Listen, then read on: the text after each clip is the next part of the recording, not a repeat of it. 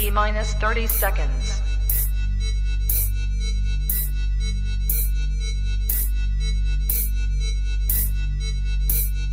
T-minus 20 seconds.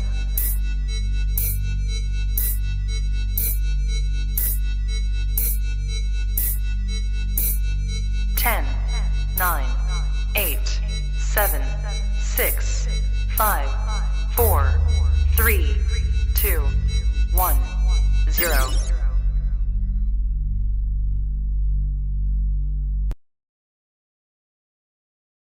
Good.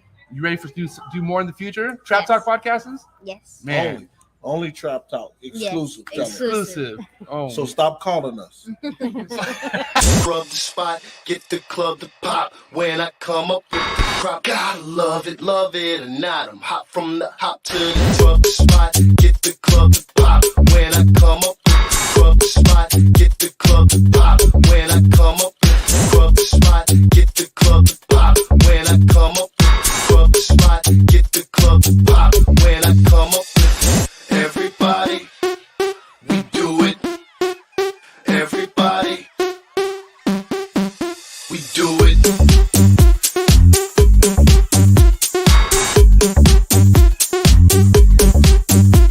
Do it. Do it.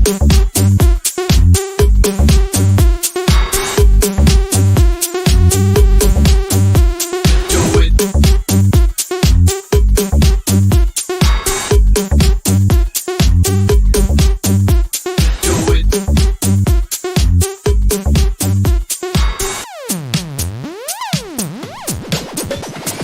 Rub the spot, get the club to pop. When I come up with the rub the spot, get the club to pop. When I come up with the rub the spot, get the club to pop. When I come up with the rub the spot, get the club to pop. When I come up.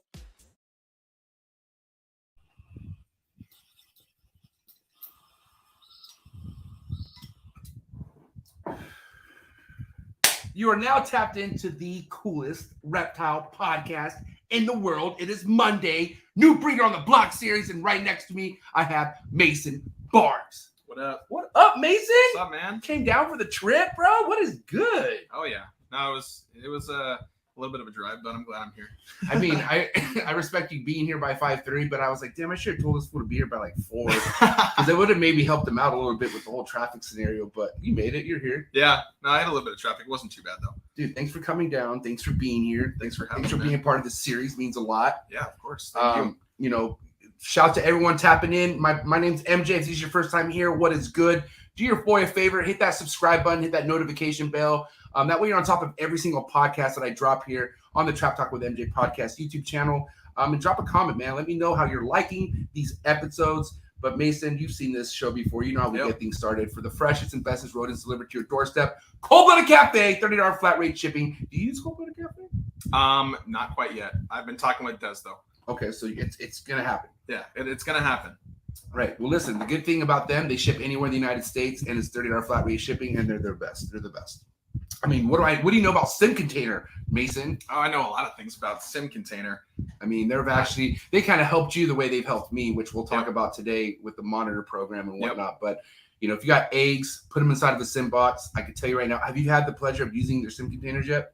I haven't had big enough eggs for them yet. Okay. But I've got some stuff that'll be going into a Sim Container here in the next 2 months or so. Damn, epic. Well, shout out to John and Alex over at Sim Container. Please go check them out on Instagram, and make sure you check them out at any show, NARBC show, or Reptile Super Show.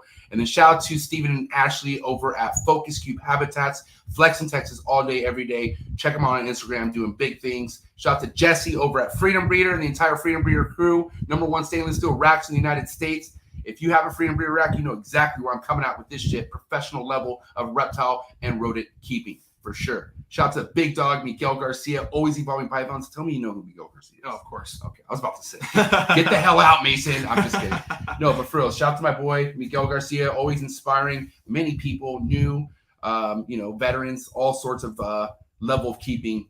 This guy's inspiring all sorts of people. So I got to say, appreciate you, Big Dog Miguel Garcia. Shout out to the whole entire AEP family. Go check out his production, whatever he has left on Morph Market. I can tell you right now, this guy's for sure going to surpass 100 clutches this year, which is, I think, is only his 4th year, 5th year breeding. But dude, imagine just being in this for only 5 years and you're already hitting over 100 clutches.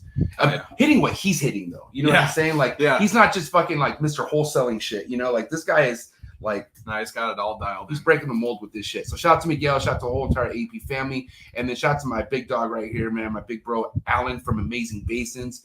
I mean, have you had I know I recently showed you some northern tree emerald tree boas. Yep. But I unfortunately don't have any basins yet. Have you seen a basin yourself yet? Not in person, no. Oh, man.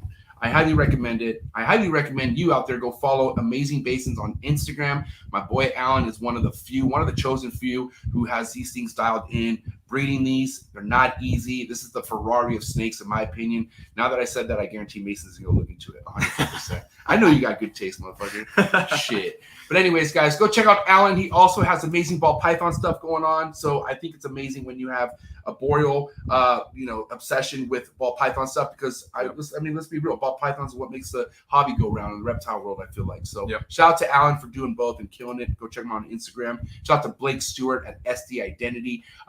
Stewart Design.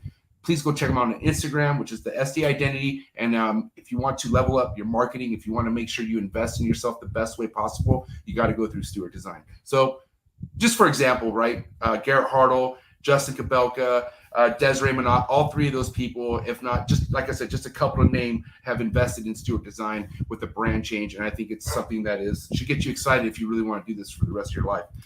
And then shout out to Mark Bailey at Mark Bailey Reptiles, OG, triple OG. What a support to have! Like what a person to support a channel like this. Somebody who's been in this game for as long as he has. And I got to tell you right now, Mark, I appreciate all your love and support. Go check him out on Instagram. He's not too active quite yet, but all his work, all his productions are on Morph Market. So check out all Mark Bailey Reptiles production on Morph Market. And then I met Mason for the first time at a Reptile Super Show, I'm pretty sure. We did, yeah. Bro, I mean, shout out to Rami, okay, for throwing the sickest, baddest West Coast Reptile Super Show by far. Nothing compares to a Reptile Super Show in Cali. So make sure you do what you got to do to make it out to one. My man Mason is no stranger to these Reptile Super Shows. Nope. What was your first Reptile Super Show that you felt really made an impact on your image that you have today in the reptile game? Honestly, maybe the last one. Ooh, respect. Yeah, it was just a good show. Like, good people walking around talking. Like, the whole point of shows for me is connecting with people that you may not be able to see every day or not know. Right. And that's what that show was for me. Okay. Was just kind of talking to people that I wouldn't be able to otherwise, Now, I mean, and then also shout out to Bob Ashley, Brian Potter, which again, Mason has also made his way to these kind of shows, which these shows on another level as well. I mean, I call the NARBCs the Super Bowl of reptile shows, especially TINLEY, right? Because everybody from anywhere comes to these shows. I really wish, and I hope people come to a more West Coast show, but I mean, you could best believe you see everybody from North, West, South, East going to NARBC shows, man. And I gotta say, Mason, how did you kind of make your way into the shows? Because you're well respected at shows. You have badges showing that you're an influencer and you get total VIP. But like, how did you? Who spotted you, or how did you get your way into that? I honestly just through friends of mine that I made in the reptile world. I wanted to start going to these shows, and I came to meet Brian and everyone at the shows. I had spoken to Rami a little bit over Instagram, and now we're just kind of at a level where I love coming to these shows, and I love pulling out the camera and showing other people that may not be able to make it what's going on at these shows, because they're, I mean, like you said, they are so worth it. They are so much fun, and I mean, just documenting it all. Hell yeah. Good shit, man. Listen, shout out to Phil Goss at US Arc. Shout out to you if you support US Arc. We all need to support US Arc because we're all into this together, man. Ain't nobody gonna take my reptiles or my little critters away. Especially, I just feel like somebody who's mentally unstable who thinks we shouldn't have pets. That's weird. But yeah, I mean, if we have people out there who are really trying to come up against people like us, you're right. Come on, we coming together. So if you out there don't support US Arc yet, don't feel embarrassed. It's all good. It's never too late. Go down, click on the link, do a little bit of research on it. Go to US Arc's YouTube channel, subscribe to their US Arc new YouTube channel that Garrett Hartle was behind and helped facilitate and get going. So shout out to Garrett Hartle on that one. But guys, I'm telling you right now, man, the more knowledge is power, and the more you know about this, the more you actually talk about it to your family members, your friends, because it's important. I'm sure you got loved ones that have pets too. It's just not all about us hobbyists that need to keep it together, man. It's all about the pet trade all together. So let's come together. Let's help Phil Goss fight for our animal rights. Shout out to Phil Goss, US Arc, the shiznit. And if you ever want to see what I got going on other than the podcast stuff, go check me out on Instagram. Very passionate with some projects this year that I feel like are going in the right direction. But go check me out. Instagram, mjexoticscartal with an A, not an E. Check out the podcast's Instagram page as well. Trap Talk with MJ Podcast. Shout out to all my Twitch viewers going up. I see you guys. And then if you like to support this channel more than a subscription, more than a like, more than a comment, which I appreciate all that, don't get me wrong, but you could actually shoot me a super chat. If you have a question for Mason, if you really want to get something well set out today, like you're like, I need Mason to see this question, send a super chat and 100% I'll read it off. And then I donate that super chat to US Arc. That's just how we do things. So don't be shy with the super chats. Any other donation? Hell, man, you guys are, I mean, shit, you guys send me donations. I can't believe it. But if you like to do that, Exotics Cartel with an A on PayPal. It's the best way to do that as well. And I want to say shout out to my Patreon family, growing by the day. Shout out to my trappers out there. If you out there want to be a part of a community, a part of a family that's growing by the day, if you want to get behind the scenes of this podcast, if you possibly want to sit right here next to your boy MJ, best way to do that is go down to the link below, click on the Trap Talk Patreon link, and join the Patreon family today. Once you do, we tap you into the Discord. You meet all the trappers. There's so much things you get plugged in. It's ridiculous. It's like almost, you know, have you ever do you remember those coupon books back in the day? And it's like, holy shit, like somehow you're subscribed to something. I don't know if you were too young for that. But it was phasing out right as I was. But like this came in the mail, and they're like, it was like there was one that was like a penny saver, but then there was one that was like literally 2 for $4 deals, and it was like, what the fuck? Yeah, that's what kind of booklet this shit is. I'm just kidding. Listen, I love all my trappers out there. Thank you so much, and I love any support. That's all I gotta say. But let's get this shit rolling, because I gotta say this is long overdue. I wanted to have you on quite a little bit ago, and I'm not gonna lie, man, I get petty sometimes because I'll have some people on my radar, and then I'll see like, not that you've never been on a show who's been a nobody or anything, but like I'll see someone else bring you on, and I go, well, fuck, I'm gonna just drop him down just a little bit, because I hate bringing on someone after someone else has had them, because it seems like I'm fucking chasing their coattail, which I don't chase anyone's coattail. But not only that too, I like bringing someone on when nobody expects it. You know what I'm saying? And I can tell you right now, nobody expected me to bring you on this show because I didn't really do much promoting. No offense, but like it was my wife's birthday weekend. Had a great time in Mexico, but my mind was so just shut down and just worried about just surviving Mexico, which I did. It was amazing. But came in, started promoting it last night, and there's some people who like.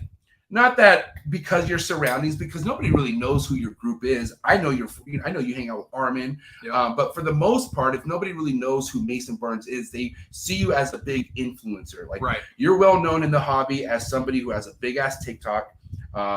You are tapped in social media wise with people like Armin, who's fucking awesome with, I mean, he, like he said on the other podcast, he works for Jay. You just got done working with Jay. So like you have a lot of like credibility as far as the social media aspect of things. But then also behind all that too, you work with some amazing animals. Thank you. So, and you're young, dude. So I have a lot of, not envy, but I like that you're in a position where you could take this anywhere you want. That's the goal. But first off, I want to say, how far back? Because I mean, does this trigger back? You're 22 years old, right? Yeah, 22. So can we go? I mean, typical. Just kind of break down what animals were to you, even to what point. Like Armin takes us back to when he was like 9 or when he was a kid. But is that the same story for you as well? I mean, pretty much. I mean, you grew up where? If you don't mind, tell us where you grew up. I grew up in Apple Valley, about 2 hours from here ish, middle of the desert. And then when I was like 12 or 13, I moved to Orange County. And so as far as the reptiles go, I started back when I was, toddler. I was obsessed with animals and reptiles, and I would go outside and, look at the lizards and whatever. And when I was 5 years old, my parents and my grandparents had got me a bearded dragon for my Christmas gift. Okay. And so that's kind of where like I had my first. That was the initial plant, and you're like, all right, I'm obsessed. Yeah, no, so that was great. He lived a long time. He lived until I was like, I think 17, 18 or something, which at the time was pretty long lived for a beardy. And, you know, we had a king snake growing up. I had a corn snake at one point. Just, you know, odds and ends here and there.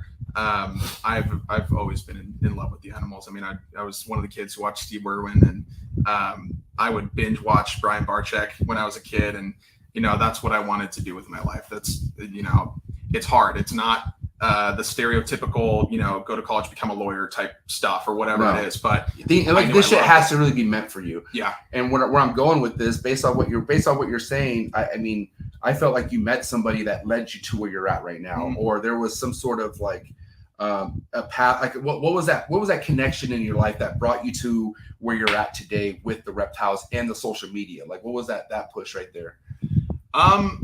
So. I mean, the reptiles I've kind of been into my whole life. There was a period of time in like high school where I didn't keep anything for a little bit. Right. And then probably 3-4 years ago, I kind of delved back into it. As far as the social media is concerned, I have a buddy of mine. We actually met at church, and he, you know, we were buddies, and he's a magician, and he started posting TikToks of his cards and, you know, doing funny tricks and whatever. Right. And so he gained a following really fast. This was kind of the start of TikTok. And he had me in a couple of his videos and was like, just make an account, just do it. So I can tag you, whatever. I'm like, okay. So that's kind of where it started. I actually didn't even start on TikTok making reptile content. If you look way back, all the cringy stuff that I made before, it was basically, you know, content intended for kids, like just funny, you know, whatever. We don't need to watch any of that. I should probably remove it. But and then I got back into the reptiles, and I was like, you know, this is what I love. This is what I want to do. Why not try to, you know, make a video of what I would do normally, feeding an animal or building its enclosure or whatever I would normally do. Why not film it and show it to people that might not know what it does or know what it is or anything like that. So that's kind of where it started. It was really slow at the beginning. Transitioning into reptile related content, just because the algorithms didn't pick it up. And they were like, okay, this is not even remotely close to what you were posting before. So what's the deal? And then eventually I had a couple of videos that had hit, and, you know, fortunate enough to get to where I'm at right now. And what year was this? Like when you started posting these TikTok videos, like basically your reptile TikTok videos started when? Reptile TikTok videos started probably, I don't know, 3 years ago, 2.5 years ago ish. And were they your own animals, or were you like collaborating or going to other people's collections and using their animals too? It was all mine. Okay. And then, I mean, more so recently, I guess, within the past year or so, I've been lucky enough to meet other people and kind of be able to film with their animals and show people their stuff that I might not have, because obviously there's so much. I mean, we just did a vlog here. Yeah, I was gonna say, guys, please go to his YouTube channel real quick. Well, we might as well just go ahead and plug that right now since we're talking about it. But Mason went ahead and came over and hung out with me. We were actually supposed to do 2 vlogs, but yeah, I forgot what happened. Time flew by. Then I had the podcast, I think, like that. Yeah. But anyways, he was actually able to get a vlog in here. So make sure you guys do me a favor. Go to YouTube, subscribe to his YouTube channel, and then here it is right here. Check this out. You know, obviously we won't play it, but yeah, man, he did a vlog on here, and yeah, guys, don't sleep on this. This was an amazing time. You did a good job. You displayed animals that I haven't even displayed yet on my own vlog. Thank you. So that's sick. Now let me ask you this. You know, I'm so keen on like believing on like it is all who you know in this game, but it has to be natural and organic on how you meet that person. Right. You could go ahead and fake the funk. You could try to be Mr. fucking here, have some merch or kiss ass and earn respect like that. But then there's other forms of respect where you just meet someone and you guys hit it off right off the bat. Right. And I'm getting to Armin. I feel like you and Armin have a really cool relationship. I look up to Armin in a sense to where he is taking his experiences with a grain of salt and then just making, he's smart. Like He's very he's smart. making fucking moves, and you're right there with him, which is awesome, right? But how did you meet somebody like Armin? Like, let's talk about that plug right there, if you don't mind. That was actually funny. He had reached out to me on Facebook because I breed electric blue day geckos, and he wanted some. So he messaged me and asked if I had any available. I didn't at the time, but I got him a couple months later. So, he's like, oh, I'm into the animals too, whatever, we should hang out sometime. He was local. He lives very local to me, 20 minutes or so. And then we both just got offices that are literally 4 or 5 minutes from each other. So we started hanging out, and like you said, we hit it off. We have a lot of the same goals and morals and ideals, even outside of reptiles. Very similar people, and I think he's great. He's my best friend. And, he's, like you said, he's very intelligent. He knows what he's doing, and he's doing it the right way, and he's showing people all of these animals that are so underrated. And like he has some of these anole species that nobody else in the country has, right? And he's the one breeding them. And I feel like I feel like that's the biggest flex for anyone in the game who's literally obsessing over something that nobody just has the knowledge of it yet, you know. And those anoles are going to be such amazing pets to have at some point, because it's just like anything else. It's a basic thing to keep once you have it all structured down. You know what I'm saying? For sure. And if you want to talk about less risk of getting hurt and all that stuff, so I think that's awesome. What kind of influence did he have, or who had influence as far as, because we could take things back to when you first started TikTok. Mm-hmm. What animals were you posting? Like, what was your like bread and butter back then? Like, what were the things you were showing off that you're proud of? The electric blues was the first. So it's actually, are they on your Instagram, the electric blues? They are somewhere. Okay. It's been a little bit. Probably come up here shortly. Okay. There's one. Right here. This one? Yeah, that one, and then one in the bottom corner. All right. So this is basically what is your foundation, is what I'm getting at. Yeah. That's so kind of what got me back into the reptiles was I had, I saw one of these at a show, or I'm sorry, not at a show, at a shop near me. And that is sick. I was like, I've never seen this in my life. That's a baby right there? Yeah, that's a little baby one. Oh, that's nice. They're tiny, but I saw one and I'm like, that is the coolest thing I've ever seen, like a bright blue lizard. Right. And so I picked it up, and that's what got me back in, and I was addicted. I mean, I got a handful of more. Right now I'm running a 3.5 of them, and hoping for more eggs. And I've been, decently successful at breeding them, which I'm really grateful for. They're kind of dialed in and doing well. So how many do you have of these at this point? 3.5, so 8 total. Okay. 3 males, 5 females. And then you're expecting how many clutches this year if everything goes right? Well, they can lay in their highest production season like 2 eggs every 2 weeks. Okay. And that usually lasts a handful of months through the summer into like early fall. So honestly, I haven't even done the math. A lot. Which is good because a lot of people love the electric blues. I mean, I get hit up for them all the time. So it's something that doesn't really you don't sit on those. Like once they're born, are they typically how does it take as long as a typical gecko to get established? Like kind of, yeah. So they're pretty sensitive. To what? Like what's sensitive to everything? Everything. Okay. I mean, they come out and they're so tiny, and like you need to give them their first shed, and they need to eat right away, and they need, I feed them Pangea and fruit flies and pinhead crickets and just tiny little things. You need to make sure that their humidity is on point, that they're not too saturated. Lighting, heating, like literally everything has to be perfect, or they will decline in a matter of hours and die. So even the lighting part. Yep, the lighting. I think UVB is very important. Some people are successful raising them without UVB, but I don't agree with that personally. I mean, especially if you think because here's the argument with UVB, right? Yeah. Retic, a ball python, an actual chondro, right, isn't going to crash or die if you don't give it UVB. Right. But that doesn't necessarily mean it won't actually benefit from UVB. Oh, for sure. Because I now have UVB in all these cages have, except for these tubs, which is getting replaced by Focus Cube, shout out to a sponsor. But everything is UVB now, and I'm not saying my snake's saying, "Hey MJ, thanks for the UVB," but I feel like the coloration of the snake appreciates it. Like it just feels like there's some sort of like vitamin D coming from that fucking UVB. No, they're great. I mean, that's what they would experience in the wild. Right. I mean, even if an animal's nocturnal or whatever at some like my leaf tails. Okay, they're nocturnal. My biggest UBV believer, and shout out to Ryan McVeigh, Eric McVeigh, but I use VivTech, right? And I had, I haven't used anyone else's UBV except for Exoterra, the main commercial stream, which I had in a lot of these before VivTech, and I never used to see my tree monitors at all. Yeah, never. And then as soon as I replaced the bullshit UBV with actual, VivTech's UBV bulbs, they all they chill and they just love being out now. Yeah. And it's crazy because it just I'm seeing behavior changing, and you're not the only one that has noticed that from those bulbs. It's awesome. Everyone that has used those bulbs that I've talked to says that their animals are out more, they're less skittish, they just feel more natural in that home. Right. Like you said, shout out to Ryan McVeigh. Those bulbs are amazing. And Erica McVeigh. You can't leave Erica. And Erica. She's a badass, bro.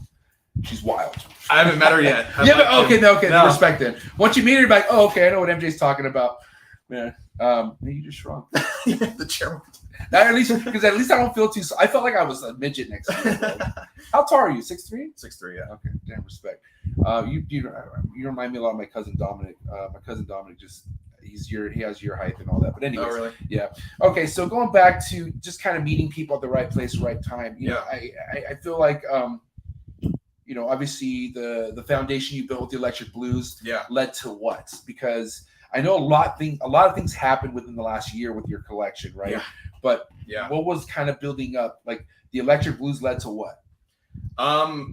Honestly, more of the day geckos as far as the actual collection's concerned, but the more heartfelt result of the Electric Blues was I had people hitting me up for them, and so I was meeting people that I wouldn't have met, and so that's been really cool. That and there's a big stigma around influencers, or I don't even really like that word, a content creator, social media creator, whatever.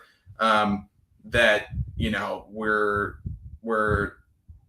I don't know, I don't get a whole lot of criticism, and I'm very blessed and very thankful for that. But when I do get criticism, it's oh, look at this kid who got into the hobby, doesn't care about the animals, and is in it for the money, and none of that is even remotely true. And it's all people that haven't met me, haven't talked to me before.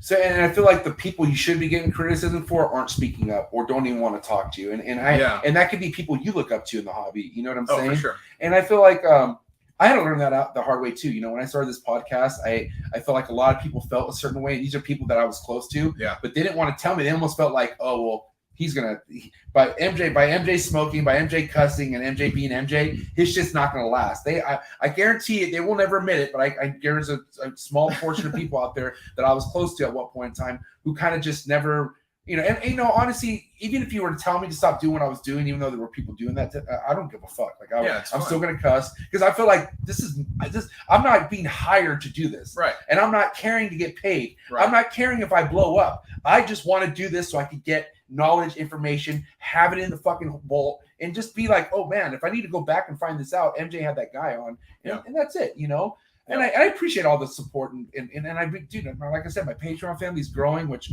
I never even thought I would even have that, and that is inspiring, and but I feel like it's a constant circle of passing down knowledge. That's the right kind of knowledge, and I feel like some people should go to the content creators and maybe speak up and be like, well, have you ever thought about approaching it this way versus so influencer way? You know what I'm saying? I totally agree. And I feel like you left a big part of your life that was about that major influencer life. I mean, you worked with one of the biggest reptile influencer contents out there. Mm-hmm. The biggest. Yeah. Who's the bigger? And no disrespect, BARCZYK, my boy, but it's Jay and then BARCZYK. Yeah. And as far as numbers, how many follow, as far as numbers, respect, whole different ball game. Now I'm just gonna say, if that's the case, Brian, that's what I'm talking about. But anyways, I love Brian. I love Brian too. But was that pressure?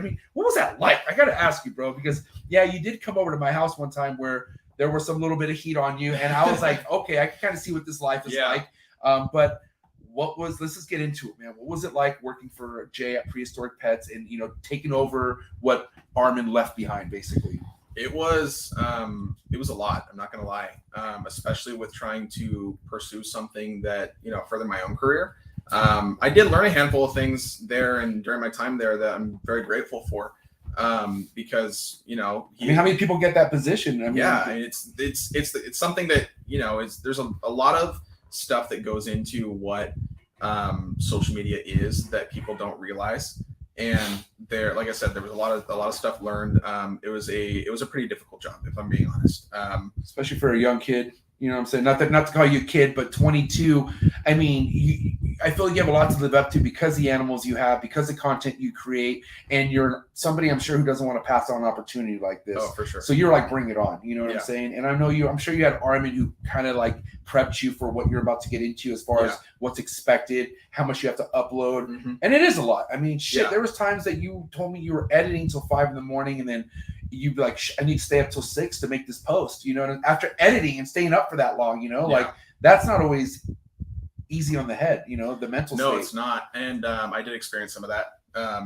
It's brain games, man. It's and part of it was, my own fault as far as the scheduling is concerned. I could have done it earlier, but at the same time, I have over 100 animals to take care of. I have, my own content to make and a social life. That's something I don't think I should sacrifice for for that, because I think it's important, because growing up I didn't have a whole lot of it. Right. And so now I'm in this position where I'm trying to build something for myself, and I'm taking care of all these animals that have drastically different needs. And I'm not going to let the animals' care suffer at all, any way, shape, or form. That is not something that I'm okay with. And I don't want to let my own success and career go down the drain. So I made the decision to focus on myself a little bit more. Again, thankful for the opportunity. There was a lot of stuff that I learned. It just wasn't for me. And that being said, if it's one thing, like, you gotta understand, man, like I was nervous about doing that podcast with BARCZYK, because I did kind of come in heavy after a few other podcasts going in on Jay. I was like, I kind of I just started letting loose, and I haven't done that in a while, but I just felt some type of way about Jay because my experience, and like, this is not about who Jay is as a person. I'm not, I don't even really, I've had dinner with Jay before, and that was a great experience, but I'm just saying, if we're just keep this about the animals, I just want to keep this about the animals, right? Yeah. So where was I going with that? Oh, where was I going with that? Fuck. Hold on. We were talking about BARCZYK and Jay. Yes. Damn. You said keep it about the animals. I know. I was talking. My mind just, dude. I'm still recovering from Mexico right now. So hold on. So okay. What I'm trying to get at is, oh, okay. Now I know what I was gonna. I appreciate every experience I get in this hobby, good and bad. Yeah. Because I hold on to them, right? For sure. The experience at Jay's, other than the dinner, was bad. Because I saw things I didn't think I was going to go to Jay's seeing what I was going to see. Right. And I didn't think my boy Forrest was going to be so okay with it. Right. Like I was ready to get hyped and leave. He was just like, dude, this is like, he's like you're being a little rookie right now. And I'm just like, fuck this. I was like, that snake had no face. Are you kidding me? Like, and he's just like, shh, and I'm just like, well, I'm not going to record this. Right. And then that leading to BARCZYK. And then I'm thinking, oh, great. Who the fuck's BARCZYK going to be like? Yeah. Am I going to fly all the way to Michigan and be disappointed about BARCZYK? Right. And I wasn't. It was the exact opposite. And then not only that, like, I don't know. I just felt some sort of connection with BARCZYK. I felt like I was really speaking to him and not speaking to somebody else. And I know Jay has a lot on his plate. I know God knows what his day-to-day is like, but that's him. You decide what bed you lay in every single night. Like you decide how big your workload is. No one's asking you to hoard this many animals. This is your call. So if you are that stressed, or if your workload's that big, that's because it's on you. You're not making any moves. BARCZYK, I'm sure, was at a point where he had to adjust, which everybody, no matter how long you're in something, no matter how good you are, you have to evolve. You have to adjust. Right. You have to come up with times. And if you don't, you ain't gonna, like, the thing about Jay, man, and I don't want to keep talking about this, but he's literally he's just going to be a piece in the history book as things keep going on. And he's trying to live up a social media presence that's not going to be there as long as it is right now. And he's getting desperate with this shit, just how a lot of other people are getting desperate. And there are people out there I've had on this show who are YouTuber influencers, and I don't want to say creators. I feel like they're influencers because they're hopping in ponds with rattlesnakes over their necks. They're clipping their fucking lace monitor fucking nails so they can put it on their shoulders better. That's why you're clipping your lace monitor nails, so you can put it on your shoulder so your shoulders don't get scratched, you fucking idiot. Fuck you. It's not about your lace monitor doing shit for your channel. How about you leave your lace monitor's nails alone? Are you okay? Am I making you nervous? Okay, sorry. I'm looking at all my lace monitor scratches all over my I was like, how about your lace monitor need those for climbing? How about those claws are so important for a lace monitor because 100%. How boreal they are. Because what you want to do is you want to chop their nails down, keep it like an Asian water monitor, and keep it lazy on the floor. Yeah. God, dude, that annoys me. So anyways, I've lost a lot of respect for influencers, not creators. Because, as much as you don't like that word, that word isn't you. But there are people who are influencers. Yeah. They're not creating. They're just trying to influence a buzz, influence to get views because their YouTube money's going down. It's crashing. And YouTube, once they see they make that you make mad money, they're going to find a way for you not to make that mad money. It only lasts for so long. Yeah, social media is up and down. And it's hard, bro. You don't have control. They do. No, exactly. Yeah. And, I mean, you can always try to replicate what has worked for you in the past, and that's what I've tried to do with myself. Right. But honestly, man, like social media for me is a way that I can have more time to spend with my animals and be able to do what I love for a living. And even right now, I've had this conversation with you. It's not consistent right now. Right. Sometimes it gets hard. It is. A lot of people think that if you're an influencer, or YouTuber, TikTok, or whatever, you're instantly a millionaire. That is not even remotely close to the case. It is very hard to get to that point. Very, very hard. Especially because you started from scratch just not too many years ago. It's not like it'd be different because like BARCZYK, one of the first big TikTok accounts, like he started it with already a big name. Right. And I feel like those were the people making money, the ones who already had a big name going into TikTok. Right. But even those people aren't making that much money off TikTok. Like TikTok is not something that someone could say that's my number one hustle, like at all. Like, especially if you're claiming to be a millionaire. You're not a millionaire off TikTok. No, not even. I'm sorry. Not even close. I mean, it might contribute to you being a millionaire, but it's not. No, it's TikTok is not designed like that. No, it's not. Neither is YouTube, dude. People think people think, oh, I'm gonna be fucking like that fucking one dipshit who's posting live feeding videos because he was getting YouTube traction, and he thought he's like, this is how I'm gonna make my name.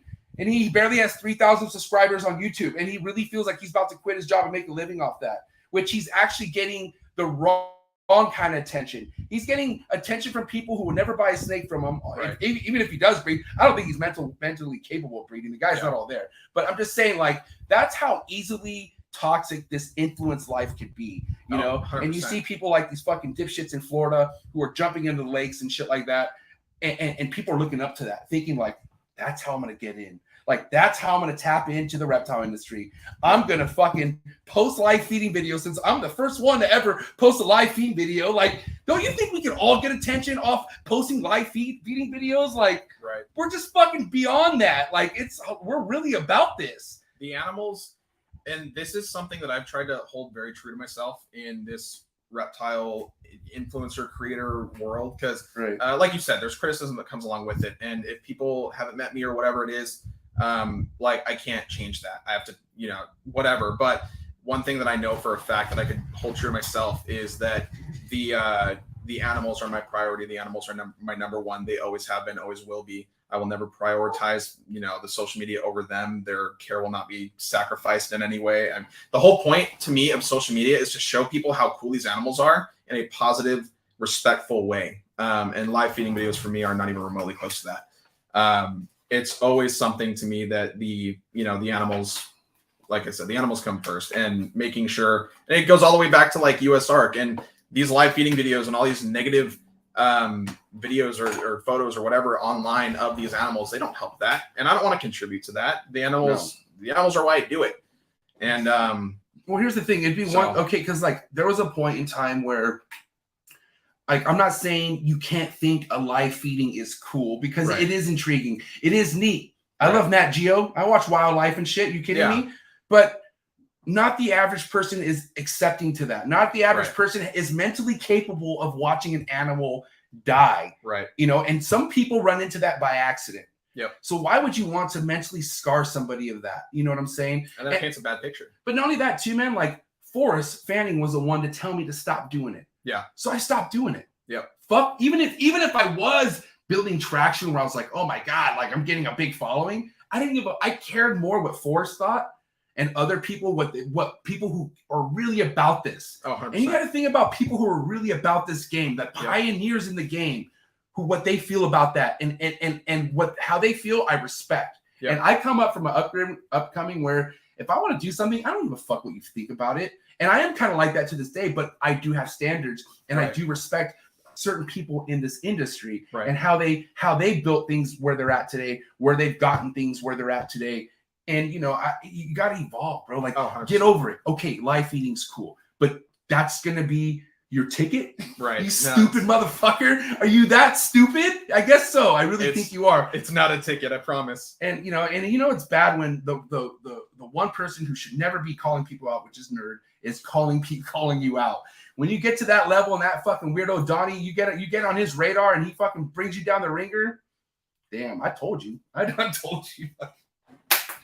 Anyways, man, it's just easy to just get influenced to do the wrong thing, I guess, if your heart's not in it. Yeah. But your heart's in it, obviously. I mean, you're mentored, and one of your best friends is somebody like Armin, which you go to Armin's page, you see what he's all about, you see his maintenance, his practices, and then if you check out his podcast that I had here on that he had here on the show. He's been about this since a kid. His parents invested into him being so geeked out about insects and reptiles since like fucking little tiny Armin. You know what I'm saying? Did you see that picture he posted recently when he was a kid? Little curly hair. Dude, and he had you just see his little projects on his desk and shit like that. You know what I'm saying? No, he's been about it, and I have a lot of respect for him. I mean, if you guys aren't following Armin at Herp Time yet, you really should. He's really, I mean, just there's a lot of stuff that, especially what's going on behind the scenes with him right now. And like, he's upgrading, he's evolving, he's doing really, really well for himself. And he's got a lot of really cool things planned. And I'm really proud of him. He's doing, like I said, he's doing really good.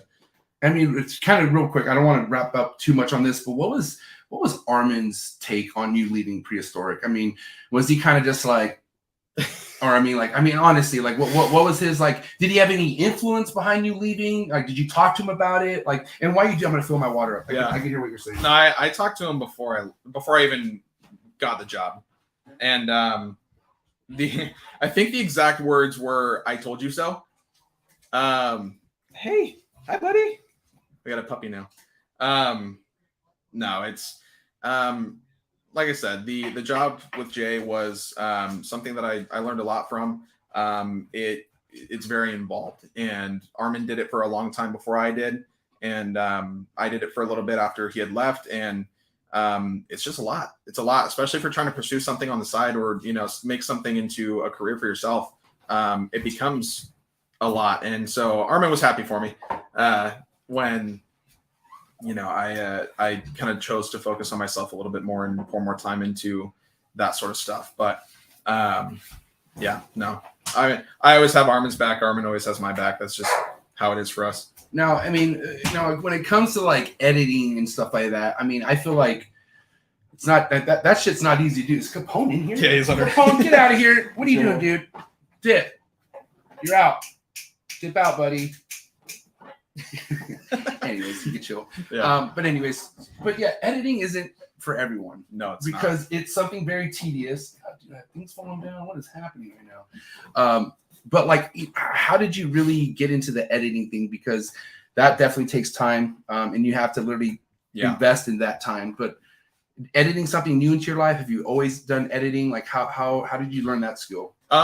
So I mean, I guess it really started when I was in high school. I took a photo and video class. Okay. So I had a little bit of experience here and there. I really liked that class, so I really paid attention and really wanted to learn these programs. But by the time it became applicable to me, I had forgotten most of it. So I have a lot of friends that are pretty good at it, and so I'll try to go through the programs and teach myself as much as I can. Use the internet to how do I do this? Whatever, just look it up. If I can't figure out how to do something, or if I think there's a quicker way to do something, I'll hit up one of my buddies and see if they know how to do it. And usually they do. But it was, I mean, it's a process, man. Depending on the programs you're using, it's a lot. Right. And it takes a while. Like my first YouTube videos, I've gotten a little faster at it now, but your YouTube video in particular, the one when I came here, dude, there was over an hour. No, was it 2 hours? There was 2 hours worth of content. Damn. And I cut it down and that probably still took 45 minutes or something like that, right? Yeah, still like a 45-minute video. Damn. And it took me probably, I don't know, 6 hours to do. I like sat down and did it all night long. Like I wanted it uploaded that morning for Saturday morning. And so I stayed up all night long, and I was for thumbnails, because you know how important thumbnails are. Yeah. And so I was, using Photoshop and making my thumbnails. And then my buddy Tyler Ruggie, he's like, bro, why are you spending so much time on Photoshop doing thumbnails? Use PicMonkey. So it's a website. Literally, like, I just drop the photos in, say background delete. It gets rid of the background exactly how I want it. Like outline, it takes 30 minutes instead of an hour and a half. Free?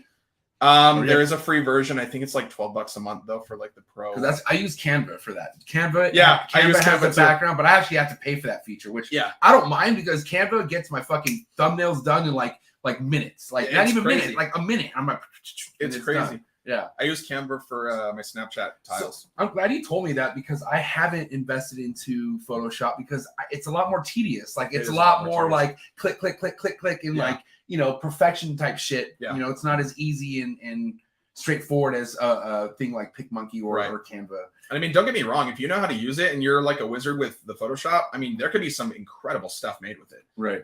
There's a lot more customizability in an app like that versus the websites that we use, Canva, PicMonkey, whatever. But Canva and PicMonkey make it quick, easy. If you don't have a ton of crazy edits that you're doing, just boom, go, you're done. Right. But I mean, the programs that we can't get away from are the video editing softwares. Those have to be there. I've used Adobe Premiere and I've used Final Cut Pro. I love Final Cut. Final Cut Pro. That's if you have a MacBook, which you should get a MacBook too, by the way. I mean, I'm sure you could do some editing on Windows and stuff, but that's not what Windows is for, unfortunately. It's not the same. No, so don't get fooled. Because Windows is cheaper and people want to save money. I get it. Yeah. But there's a reason why Mac is Mac. Mac is made for all the photography shit, all the editing, music, program. This is coming from an ex-producer, fucking DJ, and now a creator. I'm a creator, not an influencer, motherfucker. No, but no, dude, invest. Like when it comes to shit like that, don't sleep. Don't invest in the best you could possibly get. You know what I'm saying? So, MacBooks, like I said, or MacBook desktops, it's going to run you at least over a couple grand, but that thing's going to last you 10 years and you're going to be able to do everything on that you possibly need to get the best shit out ever. I mean, people ask me like how I did my intro and all that, all Final Cut. That was made out of the best program you could possibly get. Yeah. I love Final Cut. It's the whole point of using a Mac to me is user friendly and everything. If you have Mac products, if you have an iPhone, if you have an iPad, HomePod, whatever it is, all of them connect to each other. Use AirDrop to get your files from place to place if you need it on a different thing or whatever. It's just easier. And then like Final Cut is made by Apple for Apple computers. It just flows better. Like it's all for a purpose, right? Like there's a Mac makes it to where like you can only basically use it on Mac if you want it to have it work at its best capability. Right. And I just watched a Joe Rogan clip the other day on how, and I always do because I came from the cell phone industry, so I always knew how fucking crooked really shit was with Apple and how they like basically make your iPhone crash after so many upgrades, and you don't have a choice but to get a new iPhone. But that was all the way back to when there was people who didn't want to upgrade their flip phones. Right. And I would tell people like, listen, there's going to be a point where that flip phone is not going to work. It's going to become obsolete. Yeah. And then sure enough, those people would turn it in and be like, here I am. And I was a part of that era where I was like a part of a major era where everyone went from flip phone to smartphone. Yeah. And I fucking balled out at that age. Let me just tell you that much. But it's never going to stop. No matter what you do. I mean, Apple were the kings of making it to where like you could only use this until the newer one comes out. Yeah. And then you have no other choice. And if you don't want that, that app is going to be slower. And that app's going to be slower. And the next thing you know, your texts don't fucking go through. And you're just like, what is happening? Or you know what they do? It's the battery life. The battery life. They kill the battery life. Well, and now they make it easy with that Apple iPhone upgrade program. Just pay monthly for your phone. You end Yeah, up paying it's- like half of it off, and then you turn it in, get But the do new you one. see what you do there? You're always paying for a phone. It's like you're leasing a phone. It was leasing a car. It's just like it's subscription. a phone is like a car. I mean, you can own a car, right? And you could own an iPhone. You could go Yeah. spend fucking $1,300 on an iPhone. Yeah. But like, what's a $23 a month payment added to a $200 fucking cell phone bill? Yep. Like, who cares? Yeah. And you know, all I have to do is trade this in. You give me all this credit, and I continuously get the newer phone. Yep. Versus dropping so much money out of pocket. Like Apple designed to where He's chilling by your feet. He's But asleep. Apple is designed to where you have to go to Apple and buy another product. Yeah. And that goes to the Mac. This goes to, but I mean, stuff like this lasts for at least they promise this to last at least 10 years. Yeah, these are solid. Yeah. Um, Or even like, you know, because we're pointing at a desktop, Yeah. but desktop, laptop, that stuff right there, you know, you get the Apple Care and all that shit, Mhm. and you never have to worry about anything. You get support. Yep. That's why I feel like if you are out there wanting to become a YouTuber creator, and you want to invest in putting stuff out on YouTube, definitely go the right route, you know. And agree. what are some other things you feel like people could really help themselves with getting started with starting a YouTube channel? Like, what do you think the number one thing you should do when starting a YouTube channel is? you just need to do it. You like it's. But I mean, but like you create one, right? But you create one, but then what's the game plan after that? Well, for me, so I'm kind of a perfectionist when it comes to making something. Right. So I was always so hesitant to upload anything because I was like, oh, I don't know how to edit properly, or I don't, you know, whatever it is. And so I'm over here like, oh, it's not good enough. I'm just not going to upload it. All up in your head. All up in my own head. Right. And the whole point is like, just start doing it. Get up into, you know, YouTube is a really important thing for me. I'm trying to start pushing it as hard as I can. Right.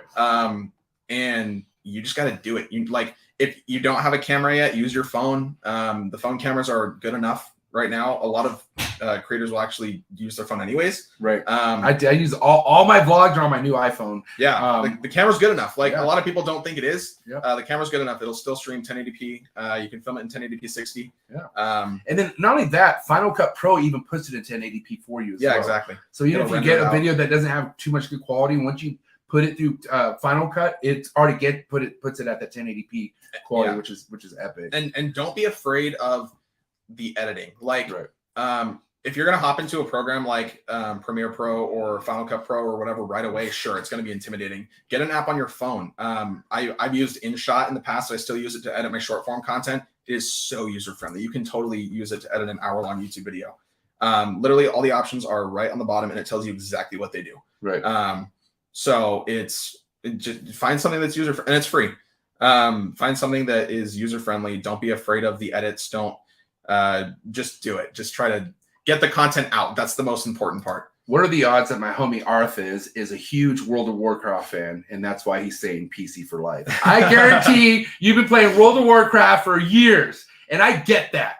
Your name's Arthas, and you like World of Warcraft. PC would be your life for life. But shout out to my boy Arthas. Trap Talk Patreon family member all day, every day. Go give my man a follow. And can I just say who is killing it in the YouTube game, I feel like, because he told me what his game plan was. He's sticking to it, and he's almost at 1,000 subscribers, which Yeah. I feel like isn't so easy to do within your first year of YouTubing because you have to be consistent. Yep. And my boy Matthew Summers of MSR Reptiles, I think you met Matthew before.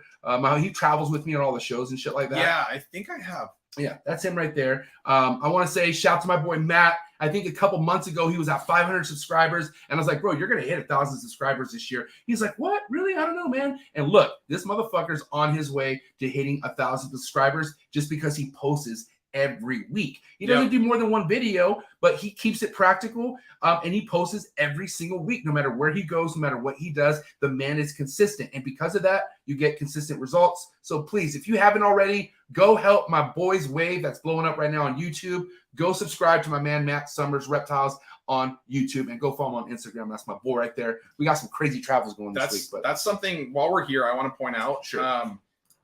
Thumbnails and titles are probably the most important part of your video, because if someone looks at a thumbnail and doesn't find it appealing, they're not going to watch it, period.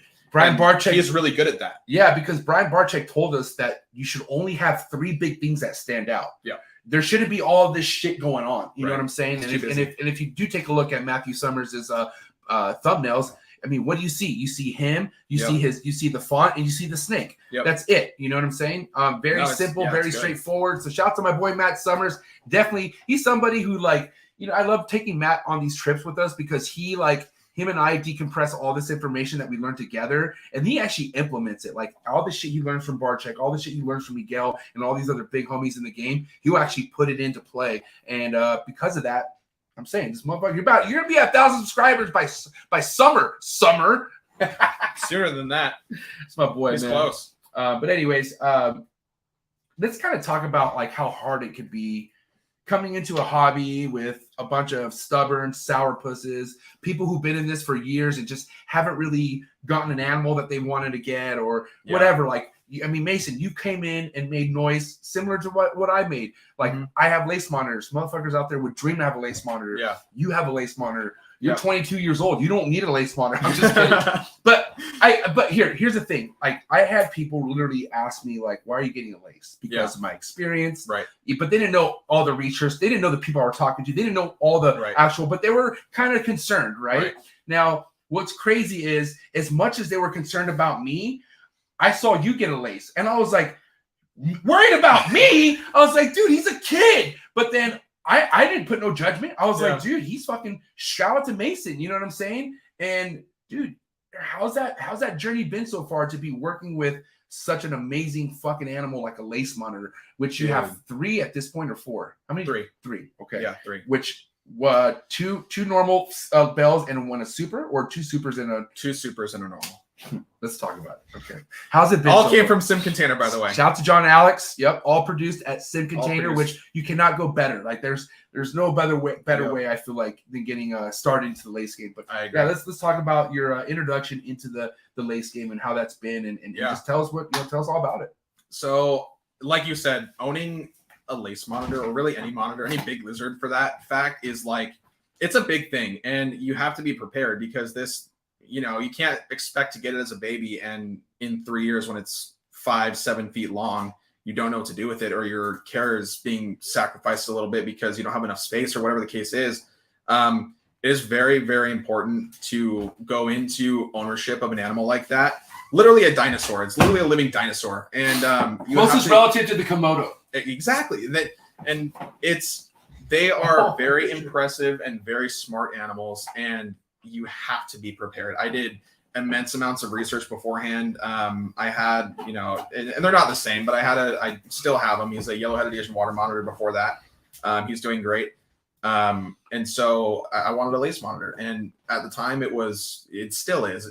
They're not cheap, and you have to be prepared. And so my game plan going into it was, okay, at this point I'm in my bedroom. I have animals all over the place, and how am I going to fit a 12 by 8 by 8 tall cage in a bedroom when it's an adult?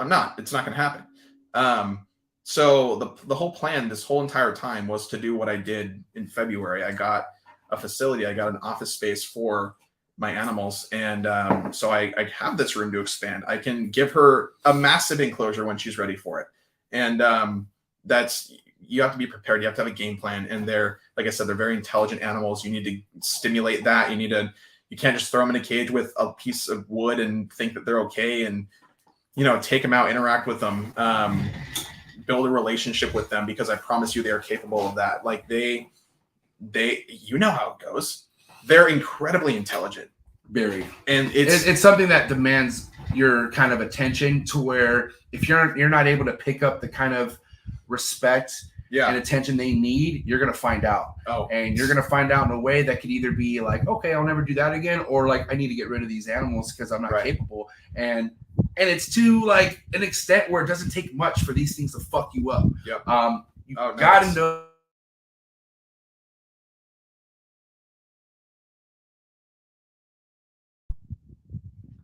Good. We're back. I have such a routine that I stuck with to this day, which I had so many people pressuring me, like, well, how come you don't hold Matt Dre more? Well, that right now. And I don't want him to jerk. Like, I'd rather him just come to me when he's fucking ready. And ever since letting him roam around the room, that's how me and Matt bonded. Once he finds, because he's very defensive in that enclosure, like that's his turf, And when he has a chick in there, he's gonna be even more defensive. Like that's his fucking. Ain't nobody gonna fuck with that, know. But I just don't. Even to this day, bro. Like if Mac wants to come hang out, cool. But I will never. Like he's definitely somebody I'll never go in and just grab and like, hey, here, Mason, I'm glad you're here. Yeah. I'll bust open the cage if he wants to come out. He can come out, and that's how we'll hang out with Mac. Alice will be. She'll wave at you. Yeah. She'll be like, hi. Yeah. Like she is a complete opposite, which is nuts because a lot of people who keep laces out there say the females are the skittish ones. Yeah. And I've talked about this with Alex, John, multiple people about that. But I mean, Alice is she's a sweetheart, man. Like literally, I can open up the enclosure and just start scratching her because I feel like I could do that with her.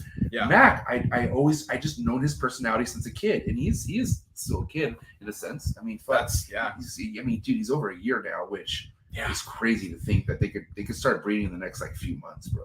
Dude, I just had a conversation with John and Alex about this because Pixel's in the same boat, and I'm like, she's already, she's probably 3.5-ish feet long right now. Because we're related. Okay, hold on. Yours were born a little before mine. Yours is from Alex, and mine are from Alex. Yes. Right. Yeah. So at least Mac Dre or Alice is from your. So Alice is either sisters or Mac Dre is the brother of Pixel. Yes. Yeah. Right. So then yours would be right on schedule with what's going on with mine. I didn't think they could breed that soon, but I was told right after a year and a half. Well, dude, I don't know if yours have been doing this, but Pixel, for whatever reason, recently has been on a food rampage. Mine are always on a food rampage. She stopped for a little bit, and then just out of nowhere, within the past few months, she's like boom, boom, boom, boom, boom. Is she hanging a lot? Does she hang? Do you see a lot of hanging? She started to, yeah.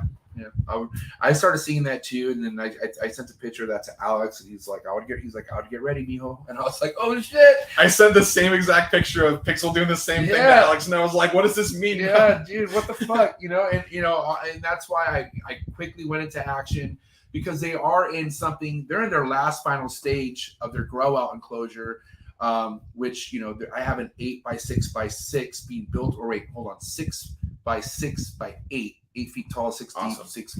Anyways, that's being built right now. So that's the game plan, is to put them in there. And I even have something already ready to separate Mac in just in case. Yeah. But the biggest thing, most important, is the nesting. I feel like no matter, because regardless if they're kind of doing the deed or not, a female monitor could lay or go into cycle regardless, and if that nesting isn't ready, that's the one thing I'm like, here's a big nervous thing I am about the lace monitors, because I've worked to a point in my heart where if a snake dies, it is what it is. Yeah. I've never had a monitor die on me. I don't know I feel like that would be really comparable to one of my dogs dying. I agree with you. Because how much I work with these every single day, how much I've proven people wrong that I can work with these. Because a lot of people out there doubted me that I wasn't going to do good with these. And they're fucking awesome, and I appreciate it. But a lot of things could go wrong when it comes into breeding.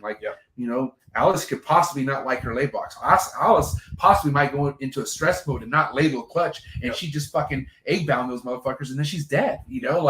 And so I'm nervous about it. That's why I'm kind of I almost don't want them to be ready to breed yet. I know, but you can't force it. It is what it is, and it's if you're gonna play, you gotta play. I mean, I wanted this moment, but it's kind of like having your child hit puberty. You're like, no, you catch your son getting a hand job or something. You just watch out and be like, yeah, boy, I don't know what my wife would do. She would probably lose her mind. My dad caught me making out with a couple chicks when I was a kid. He was really happy for me. So, but anyways, so. I don't know, man. You just got to appreciate every moment you had. I really miss seeing a baby. I mean, you remember when you were little? Well, yeah, the supers are little now, and it's. Oh yeah, that's right. You're going through it. I'm so jealous of you. So I'm waiting for my third, and I have a specific person I'm getting my Tiger Phase normal lace monitor through. Those are beautiful. Yep, I already know. I think we're about a little less a year from about less than a year away from that. So, anyways, that's I cannot wait to have a little tiny, because it's such a difference. You know what I'm saying? Because they're badass, but they're little. Dude, it's so funny. And they have such a personality. They're really skittish when they're little. Yeah. I feel like that's across the board a lace thing. Dude, okay.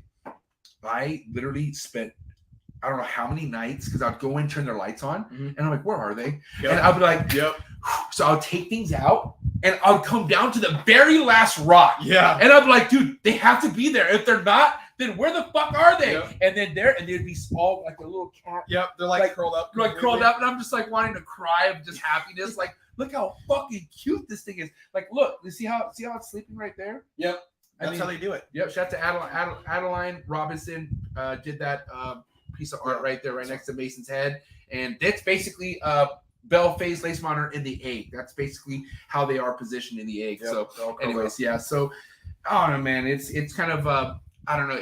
I love reptiles. I love the snakes. Yep. The snakes are my foundations, but the snakes led me to these monitors that have just changed my view on everything, dude. That they really do. It's the monitors in general. I mean, they're all really intelligent. I'd argue they're the most intelligent like group of reptiles in the world. Right. And I don't want to be biased with laces, like even dwarf monitors, like monitors, the species itself, any monitor is just incredible to keep. Yep. I 100% agree. 100%. I've kept the Ackies. I have the yellow-headed Asian water monitor, the lace, all the laces, obviously.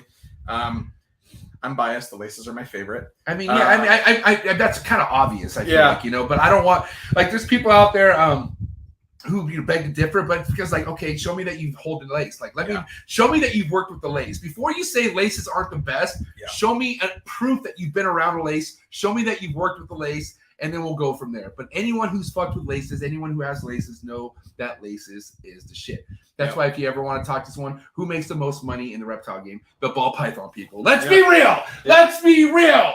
Come on. That's how it goes. That's how it goes. But I'm also trying. Dude, look, the gecko fucking. I mean, from what I've seen, there's some gecko breeders out there making cake. Oh yeah.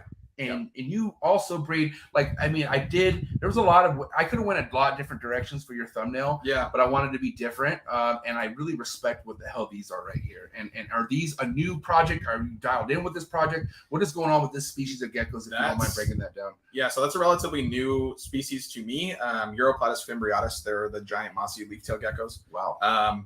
I bought them as a captive bred adult pair.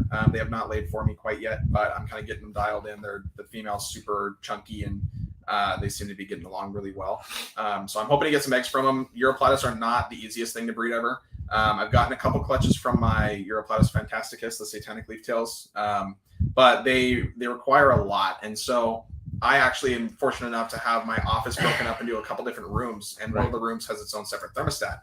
These guys need cool temperatures, so I have the separate thermostat set 8 degrees cooler in that room than I do in my main room where I keep my monitors and my day geckos and things like that. Right. So that that allows me to keep things like the Fantasticus are all over my page right there. But yeah, let's check that out real quick, because I mean, what I'm trying to tap into right now, Mason, is what is your opinion on these kind of market in the reptile industry? Like, I mean, is there money to be made from what you see? 1,000 million %. Okay. It is. So nice snake. Yeah, that was yours, obviously. Check it out. So I mean, for example, is this one of them right here? Yeah. So wow, look at that. Yeah, that was a video I posted earlier today. Are those fruit flies or just tiny crickets? Those are just tiny crickets. Yeah, little 2-week crickets. Nice. Perfect size for them. But so Uroplatus in general, they fly off the shelf, and they are not the cheapest gecko in the world.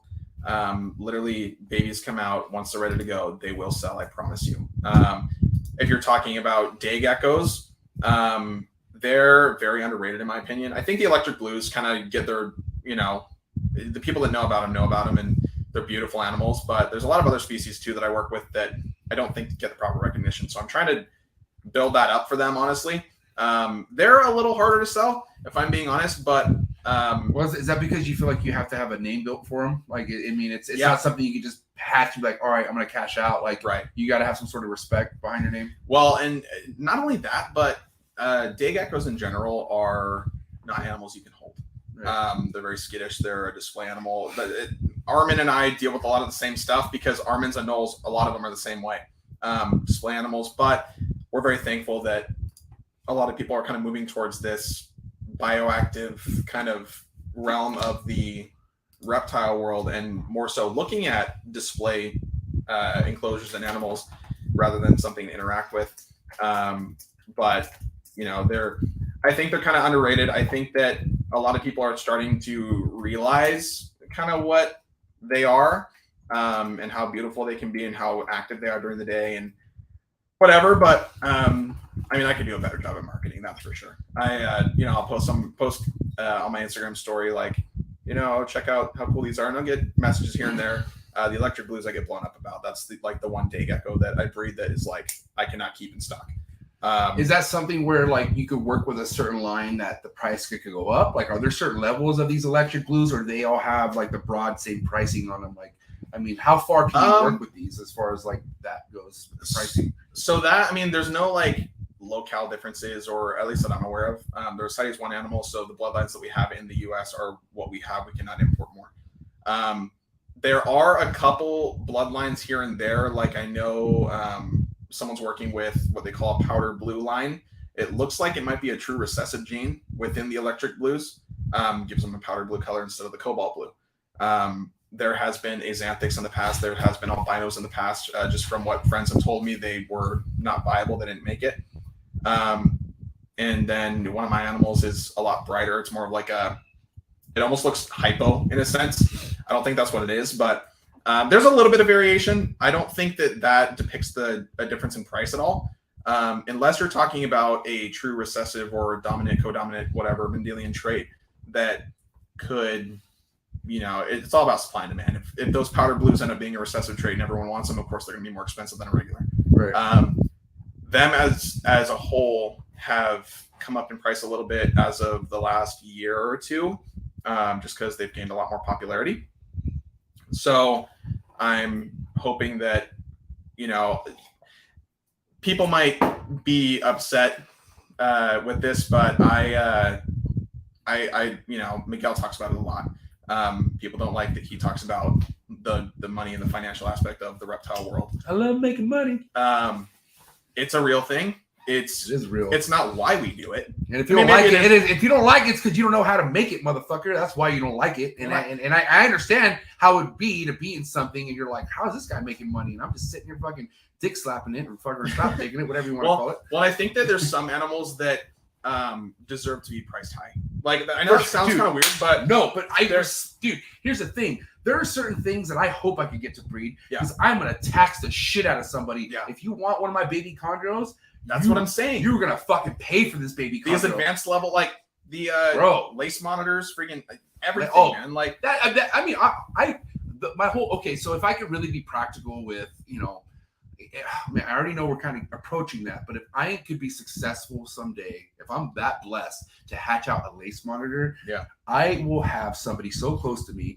I will make sure I will never sell a lace monitor to any fucking random person my entire life. Absolutely. That is my ultimate goal. I don't give a fuck. No lace monitor to a random. Never, ever, ever. Absolutely. And I also have the same mentality with the green tree pythons. Like this room in general. No randoms to anything in this room. You know what I mean? And that's because it's how not important it is for me to breed, but how important it is if I do get them to breed, that goes that route. You know what I'm saying? Everything in here, I could die happy if it's a pet. Yeah, I'm cool. 100%. Like I come in this room.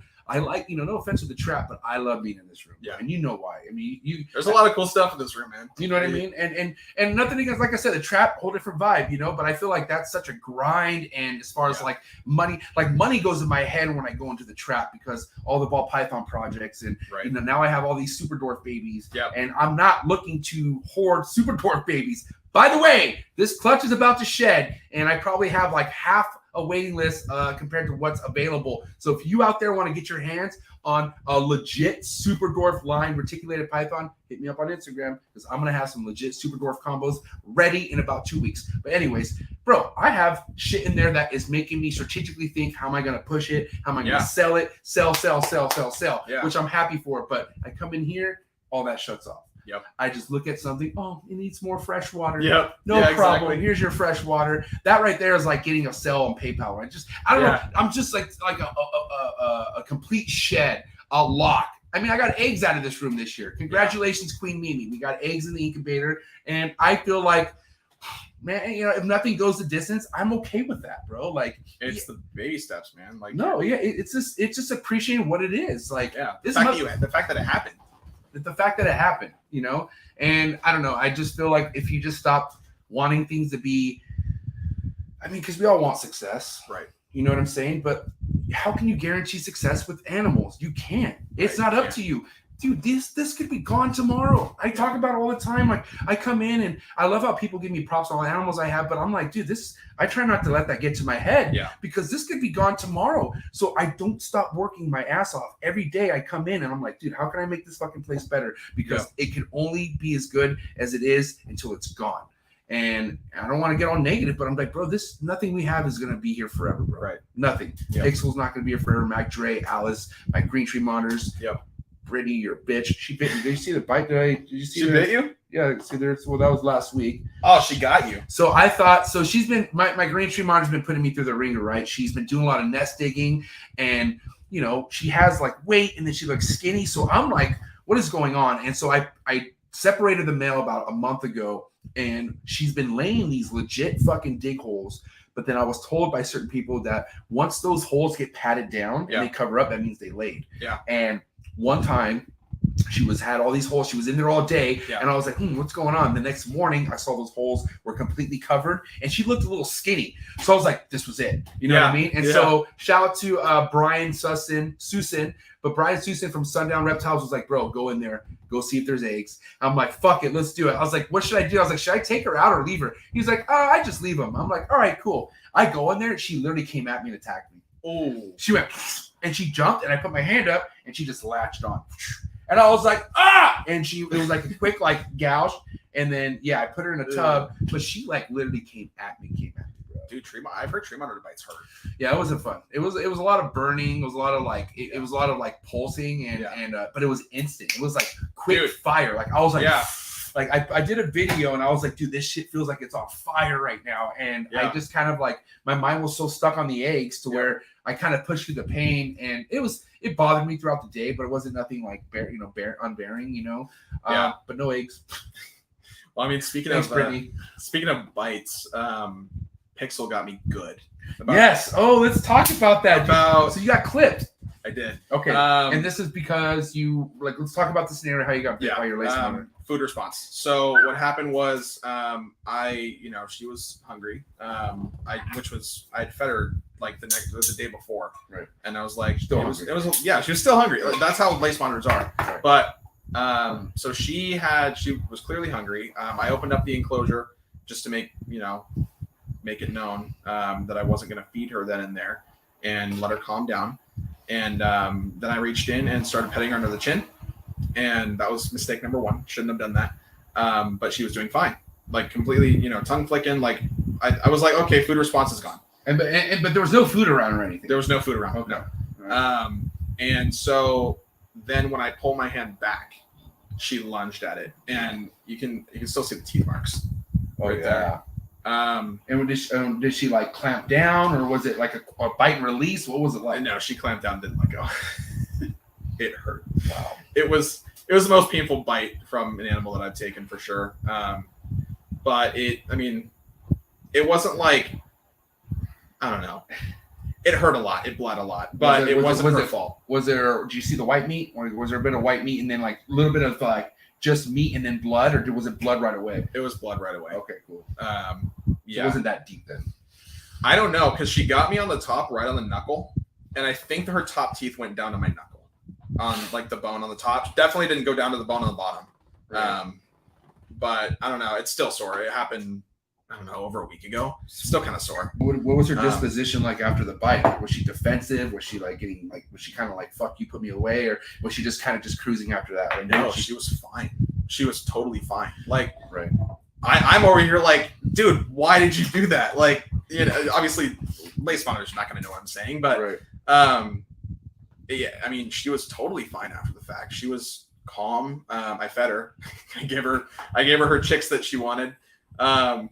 And she was totally fine. I mean, I've started implementing with her what you do with Mac and Alice, with, letting him out, letting him free roam. Because I tried it with my water monitor, and I couldn't do it with him. He hits the floor and he's gone, bolts. But Pixel doesn't. I let her out. I mean, I have a couple couches in my office where I'll do work and whatever. And there's like a love seat that is like, I call it her couch. Like that's hers. I'll take her out and I'll put her on it, and she'll chill there. She'll cruise around. She'll just climb, obviously. But she'll literally cruise around my office totally fine. I can walk up to her like a normal person, like not have to creep up on her or anything like that. I obviously don't want to scare her. I can totally just walk up to her and pick her back up, and she's totally like, she is so tame for a lace. I think the best thing you did in that situation was like didn't end it on that negative experience. Like you fed her, and she probably thought like, well, we're good, right? Like there's no problem, because a lot of times if someone gets bit or if something goes down, you just put the monitor away, and that's all they remember is like, whoa, are we like, are we good? Are we sketch? Am I gonna have to fuck you up again? Like, you know what I mean? So I learned from Bruce that you always want to end on a good note, right? 100%. So 100%. I think by you rewarding her was a good thing. Yeah. Bit me. Here's some chicks. There you go. Chicks. Way to go. I learned my lesson. Especially with them, man. Like monitors, a lot of the snakes will do it. The scrub pythons will do it. It's small little interaction, whether it be positive or negative, they're going to remember it. Right. So if you continue to have positive interactions with them, then, you know, hopefully that will kind of build over time. And that's how you build a relationship with a dinosaur. I mean, that's how you do it. Like, these animals are, I've said it a million times on this podcast, they're so smart. They recognize the sound of your voice. They know the way you look. They know when you're in the room. They know when you're in the room. Yeah. They can feel your footsteps. Like, I mean, I know a lot of animals can probably do that. Bro, I can't yell. Like, you know, I can't. Mac Dre, if I yell too loud, he gets pissed. Yeah. Like, they know. Yeah. It's like, do they have ears? Wait, do they? They do. Okay. Yeah, they do. Fuck, I didn't know that. Yeah. I always thought they were earless. No, wait, there are earless monitors. There are. Okay. Damn. See? Borneo. I'm a noob. But no, yeah, because I've always noticed when I like either shout, like, because I'm a loud person, so anytime I shout, Mac doesn't like it. He, like, that's when he kind of just goes like, yo, like, and I don't know if you've noticed this, man, but there's times, actually, no, all the time, like, do they shake? Do they tell you no? Dude, they do it. Dude, I'm like, and then they'll either, I always get like this, or I either get like the hand, like, get away from me. Yeah, and I'm like, wow, because, you know, Mac Dre sometimes, you know, if it's been a while since I gave him like a chick or something, he'll get over the ground turkey. Yeah. And he'll be like, he'll just like either shake his head or he'll like go like this and put it down. I'm like, bro, what else does that mean? But no. All of my monitors do it. They all do it. And it's, I love that, bro. It is so, I showed my mom, when the animals were still at home. And dude, it was so funny. Like, she's in there cracking up. She's like, it literally just told you it was done eating. Like, it, you know, that, I mean, like, come on, you can't get that from a snake, dude. No, you can't. I mean, maybe because they don't have arms, but still, like, I mean, I don't know. I mean, I okay. And if we could talk about snakes that are interesting to keep, because you understand, like, my foundation, everything that you see in this room today, Mason, was built from ball pythons. Yeah, I will always respect the ball python game. My heart always goes out to the ball python game, and I always keep ball pythons in my game. But with that being said, it led me to other things that I kind of wanted more. Yeah, scrub pythons. Yep. Woo! Let's talk about the scrubs, man. You obviously had the scrub itch. You brought me a male, which I did. We have a little bit of, hopefully things go right. You know, we have a collaboration going down with some pure bar necks. But anyways, how did you get this scrub bite? Like, scrub bite. How did you get the scrub itch? How did you kind of and what was it like? What, and tell us, you know, what scrubs are to you and whatnot. So scrubs, particularly, I mean, Somalia in general. I always thought they're cool. I at first was kind of like hesitant to keep them because I'm like, they're big, arboreal, need a lot of space. I don't know if I like them enough. Right. And everyone's like, oh, they're defensive, whatever, and some of them are. Not all of them. They're very smart snakes. They can learn and adapt and get used to you. But anyways, that's besides the point. Right. So Armin actually got the pair of scrubs that I have now last year. And because he obviously knew what they were and he wanted some. And I started interacting with them and I loved them. They're, I mean, you can see, you own them, like you can see their eyes move and the way that they interact with their environment, interact with you. The heavy breathing. I just love that. Breathing, it's bro. Like they're very smart and they're beautiful. And so, and you know, take them outside, the iridescence is incredible. Like, so I loved them and I, you know, wanted to get some. I actually at one point hit up Steven to potentially buy one of the babies that they had gotten. Babies that he produced? Yeah. Wasn't easy, huh? No. I'm the only one on this earth who has a Steven Kush produced Barneck Scrub Python. Yeah, no, MJ's right over there. Hi, MJ. How you doing? No, so I liked them, and I at that point after Armin had gotten them, I was like, oh, I want to get some of these at some point. When he actually, for the brief period that he had moved back up to Montana, scrub pythons are illegal in Montana. Big snakes in general are illegal in Montana. Why? No idea. If they're out, they're gonna die. Snow. But anyways, yeah. So, and my birthday was right around the corner, and just everything kind of lined up. So he asked me, he's like, hey, like, birthday present, do you want these? I can't take them anyways. I'm either going to sell them or give them to you as a gift or whatever. I was like, yeah, of course I want them. So I took them, and they've been with me ever since. Nice. And you know, obviously you working with them and whatnot kind of tells you the levels there are of just certain snakes that you can keep in this game. Yeah. You know, if you could want to relate anything as close to a monitor, I feel like a scrub python, like that kind of family of snake, because they know that you're there. They'll go right to your face, and you're just like, "Hey, what's up?" And you're just like, "God damn, this is intense." It's scary. Yeah, like, I've been bit by both of my adults, and it's not fun. I've been bit by a scrub, big ones and small ones, and it's not fun. You feel that. You know, I've gotten a little bump, and you know, from how deep it's gone. But with that being said, I mean, you also have a dream species of mine that I don't have yet. And I don't know, were we supposed to drop the beans, or is this a secret?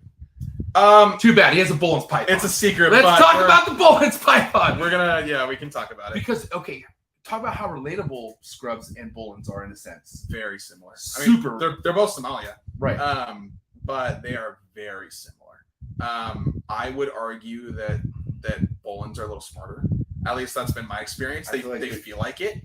They're supreme. I feel like they are. I feel like the scrubs are the warriors. I feel like they're the ones that are like superior as far as defense and whatnot. But there's one reign supreme. There's one king of all snakes, and this is just my opinion. But I feel like Bollins Pythons is like the top pinnacle of snakes that you could possibly keep. And if you know, you know. That's all they're elusive to me. It's like a unicorn. Yeah, 100%. Yeah, it literally. Makes me jelly. But I already know, listen, because that's the species I feel like, you know, as much as I love everything in here and as much as I have everything in the trap, I don't see myself having this much of a workload throughout my whole life. Like, at some point, I do want to just kick back and, you know, go vacation. By the way, I can't even vacation for 2 days without me thinking of what's happening here. So I can tell you right now, at some point, I will want to just let go of some of what's on my mental state and go enjoy stuff with my wife and whatnot. But right now, that's not anytime soon. I'm going to be going hard in the paint. But anyways, I do know at some point, Mason, when I'm an old fuck and I'm just like, you know, oh, fuck everything. I just want to be by myself and my wife. I'm going to want Bollins too. I'm going to want basins. I'm going to want some chondros. I will keep the most simple shit and just enjoy and kick back and just laugh. Dude, they're the best.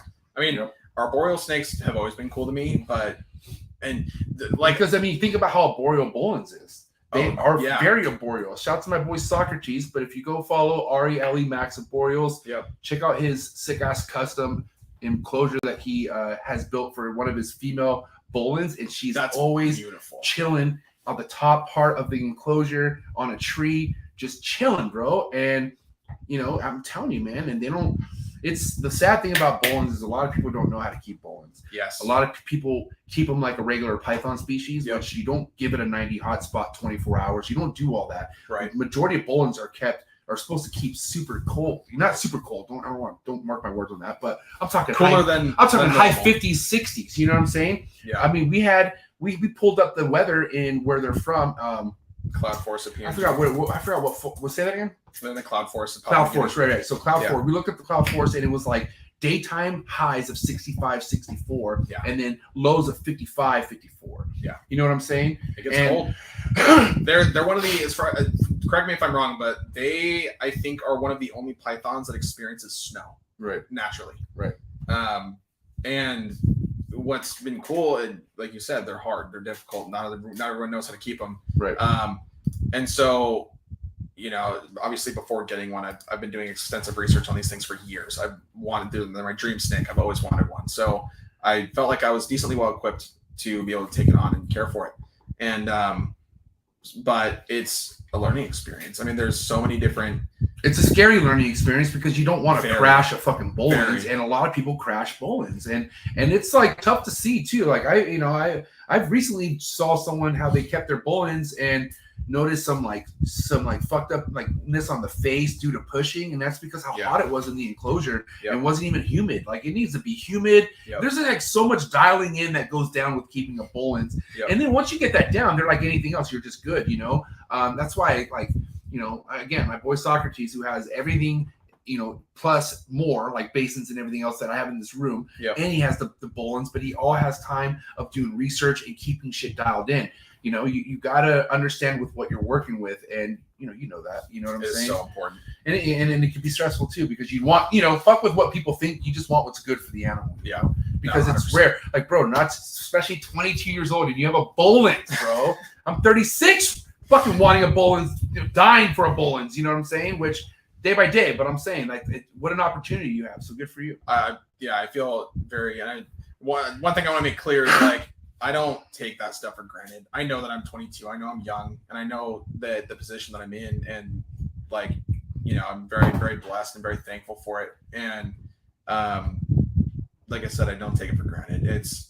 I work with some incredible animals, and I love what I do, and I really try hard to do these animals justice. When like we were talking about earlier, my whole point in doing this whole social media thing is to highlight the animals in a positive, respectful way that does them justice. I'm not, I just want the animals to be seen and heard. And, Brian and I talk quite a bit, and we were talking, I don't know, maybe a week ago or something. And we were just talking about how him and I have a lot of the same kind of values and morals when it comes to the social media game, because we want the same thing. We're here for the animals. That's why we're here. That's why we do it. But the fact that we get to share it with everyone is the coolest thing ever. And, obviously make a little bit of money from it and that sort of stuff. That it's a self-sustaining kind of, you're living your dream and you're showing people how cool these animals are. And that's just the coolest thing to me.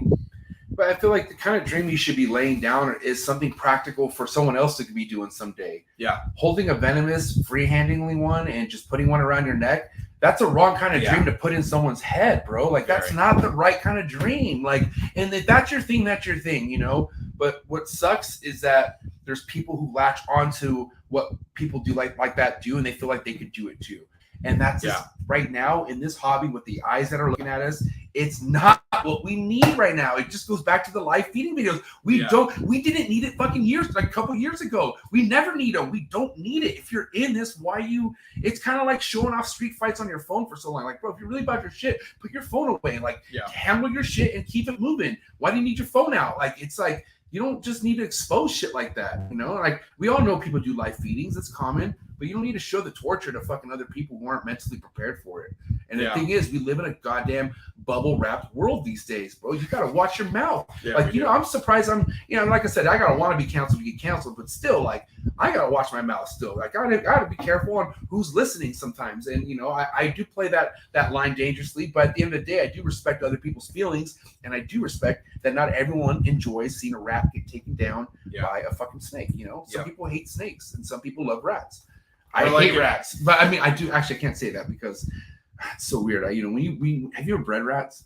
No, and I never will. Don't. It's because you're gonna fall in love with the fuckers. That's what I'm saying. Like, I got tired of fucking killing off these rat pups with these big ass heads and these tiny bodies, and I was like, some of them would dance for me, and I'm like, what the fuck? How am I gonna kill this? And like, I would have to. Like, I'm an animal lover first, and I cannot bring myself to kill something. I can't do it. But it's like, the thing is, like, I learned to deal with it because, like, I'm already an emotional character. Yeah. And I don't want to say I deal with death differently or sensitively, but death has always been something. I feel like ever since fucking Hotel California, for whatever reason as a kid, I always thought about death. Because my dad always would just tell me stories and shit. But anyways, I just felt like coping with stuff, like understanding, why do I have this rodent? It's to feed my legacy. It's to feed what I have going on. And if I want to save money, if I don't want to have to worry about someone else giving me my produce, I have to do this. And that's why I would do it. it just got old. And Yeah. but at the end of the day, I was, if I didn't have Cold Blooded Cafe, shout out to the sponsor. If I didn't have Cold Blooded Cafe, I probably would still be producing rats because how it's expensive, dude. It's fucking, when you have over 200 animals and you have all these hatchings coming in, motherfucker, it gets taxed. Like you're it does. and Yeah, you know, feeding the animals is not cheap, man. so that's why I understand why people have to produce rats. But like that just leads to like, you know, if it wasn't for me getting into other species other than ball pythons, I would have never known what it was to like have a dead snake so soon. You know, my first dead experience was with a chondro, I believe, and that was heartbreaking. Like I literally broke down and cried. I buried it. I gave it like a burial thing. Like it was, I was very noob in this. I was like, this is like my very first year, and I just thought I was never gonna own a snake like that ever again, and I got really hard on myself. But then I also got into other species like mangroves, and I was getting them imported, and they were dying on me. But then I was more like. But then I just was like, fuck being a bitch about this. Like, why are these things dying? Am I doing something wrong? And I started looking into it and seeing that, listen, you're not keeping a ball python no more. A ball python could live in a fucking Nike shoebox and with some water and you're good. You know, a lot of these things take patience dialing in. Your room needs to have a certain, like, you know, the quarantine. I didn't know about quarantine back then. And so if it wasn't for me kind of jumping into these other things and having these experiences, bro, I would not be where I'm at. And that's why I tell people all the time, you need to fucking dabble into other shit, man. Stop being such a pussy. Stop being so wrapped around with one thing that you're good at, because we're all good at that one thing, right? But what else are you going to be good at? Because the more things you're good at, the more attention you get in a good light, versus, I agree, you know, live feeding videos or something. But I don't know. I mean, at the end of the day, how many species altogether of reptiles do you keep? Species? Probably 40-ish. And out of those different species, and out of those 40-ish different species, how many of those are actually breeding for you right now? That's a good question. Come on, Mason. Maybe 20 of them. Okay. About ish. And how many of those 20 are a business profit for you, or something that you're looking to actually make profit from? All of them. Okay. Everything. So this could be your biggest year, is what you're saying? Yes, for sure. I mean, I've invested so much. As far, you know, if we're talking about that aspect, I've invested a lot of money into the animals, a lot. But it's what I love. It's my passion. It's what I want to do. And so I actually had a conversation with Armin about this recently. I bought, if we're talking from an investment standpoint, I bought a lot of animals, especially this year, that will not make me money for 3, 4, 5 years. And I need to more so focus on. I mean, obviously, I love the animals, but you know, I need to invest in something that's going to give me a quicker turnaround, like more Geckos or different Uroplatus species or what. Because those are the things that I like. I'm gonna say no right now. I'm gonna stop you. No, you don't think? You want to know why? Why? You should be eating shit right now. You should not have to worry about a quick turnaround, because everything you're investing is going to pay off in the next 3 to 4 years. So if you could somehow, bro, I was legit poor. Like I had to cry and like be like, Miguel, I cannot go to TINLEY because I'm not at that level. I just bought a snake that I could probably make a shit ton of money in like 3 years. But right now I can't travel anywhere. And I feel like somebody your age, I mean, no offense, but I don't think you really know what rock bottom is. And that's because, and that's not you're probably right. That's not a bad thing. But the closer you get to that rock bottom stage of your life, the more you're going to value where you deserve to be in life. You know what I'm saying? No, for sure. But I feel like you're already in a position where you're growing up faster than you need to be because of the animals, and the animals does that. Have you met Stephen Cush? What the fuck? Who is that guy? But he's somebody so amazing because he's been so tapped into these animals from a young age, and that's it. He never had a party life. He sacrificed everything for these animals, and you know that when you speak to him. He's a goddamn. There's a 6-year-old in that body, but he's a mule of a fucking young 20-year-old from 22 now, your age. But he's awesome. But you know, the thing is that I can't not stress, but I guess be excited for you two the most is the fact that you have the knowledge behind the animals that you have, and you have the youth with it. You know what I'm saying? And the fact that I feel like you could have easily kicked it at Prehistoric longer if you wanted to, if you wanted other things for that. But I feel like you are ready for a piece of growth in your life, and that's why you decided to go the route you're going to go. But I feel like this route is not going to probably be easy for you. You're probably going to be in a position, already not. So, you know, I feel like you should embrace it, man, and find ways to, you know, like I don't know, man. Like, it's funny because like maybe I shouldn't have smoked so much when I wasn't making money, but I still found a way to buy my weed. You know what I mean? So I don't want to say like dial down what your purchases are, but like just kind of get more practical with yourself. Yeah. I mean, I never really knew the true value of money until I was broke. Once I became broke, bro, and I found out that this quick little drug deals that I used to do here and there were gone. Like once I was gone, I was like, holy shit, you know what I'm saying? But now I just like, now I know, well, I mean, just because now I invest everything back into the hobby, but I'm like, still like, I know the value of what money could do, and especially with where you're at, because if you think about a good bag you'll make off of production, that could lead to your next project. You know what I'm saying? And if you keep 100%. If you don't worry about buying anything of what could help you make money this year, and you keep that 3-4 year down the road mentality, if you could just make it to 3 years from now, bro, you're done. You're good. I'm not gonna say you're done, but you're like, it's gonna get easier. Oh, 100%. Like right now you're climbing, and right now you're probably at the right now you hit a slope that's probably like this, and you're just gassed. You know what I'm saying? But you just gotta keep pushing, bro. And it's okay if it's gonna hurt, and it's okay to fucking maybe hit up moms and pops and just cry about it, bro. Like at least you have mom and pops. You know what I'm saying? And a lot of people don't understand. You know, I'm sure a lot of people wonder, like, how did Mason get money, or you know, and it's blessings are blessings, man. I feel like you were brought up with good parents, right? I mean, you were brought up loved. Am I right? Yes. No, very much so. And that's all reasons why things are possible where you're at right now. I mean, it just gave you that good leverage to kind of believe into your dreams, and your parents did believe in you. Not a lot of people have that. Yeah. So, you know, that's why I feel like when I meet somebody like you who have parents like you have, and you're not a fucking little selfish piece of shit asshole, which, dude, luckily for my parents, they got a divorce, and I went from being spoiled to just not getting what I wanted. Yeah. And I learned the hard way behind that. Yeah. I don't know what I would be like if I always had parents taking care of me, dude. And it's not easy, because you can easily latch onto that, and just, especially at 22. Dude, my cousins, bro, 30 something still living at home. You know what I'm saying? Because they, you know, they have money, and they're just, their parents take care of them. And, you know, there was a point in time where in my life, I wish I had parents who could support me like that, but I wouldn't be the MJ that I am. I wouldn't be the mindset hustler grinder that I am if I had somebody always fucking feeding me what I needed. But I think that me growing up, I guess to hit the first point is I get that question a lot. You know, you're buying a lot of extremely expensive animals. Why are you doing it? How are you doing it? Literally, probably 98% of the money that I make goes directly back into that. I've been investing for the last 2.5-3 years. Respect. I do not live a rich lifestyle, and I don't make it. I'm not a millionaire. I don't know. What I'm trying to say. I don't know what I'm trying to say, but the whole point is I reinvest everything that I make back into the animals. I got a bigger space for them, upgrade enclosures, like whatever they need, feed them good, varied diet, high quality foods, that sort of stuff. Like everything goes back into them.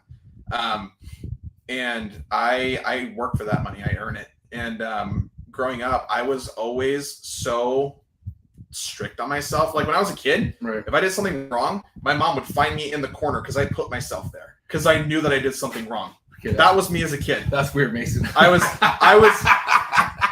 know it's, dude, I was probably like 4. I don't know how old I was. So you punish yourself, basically. I was so hard. Did you rat on yourself? Like, did you tell your mom, like when you would do something wrong, would you go squeal on yourself, or would you just go like hit yourself and go to the corner? Sometimes.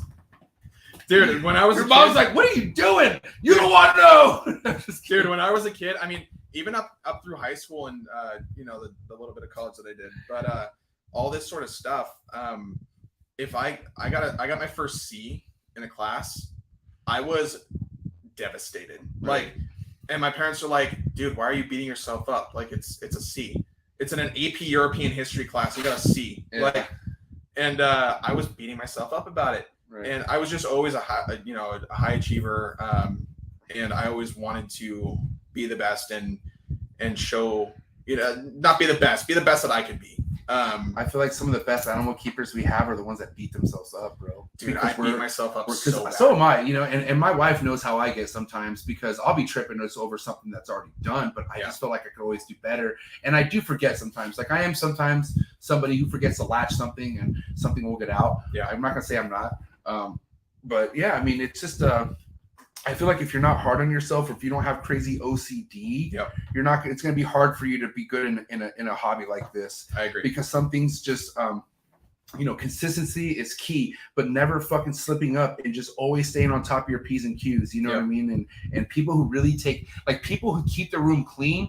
Like if somebody's coming over that day, like, like I'm not saying mine's immaculate, but I'm not embarrassed about anything that's in this room. And I always, before I go to bed at night, I go to both rooms to make sure, are these presentable? Like in case someone does drop in, you know what I mean? And that's just like something for myself. Both rooms are always like tour ready. Like if you want to come by and check shit out, you can drop in anytime. Even though you can't. I'm just saying, you know what I mean? And but I like that's like a badge of honor that I hold on to. And I feel like not enough people do that.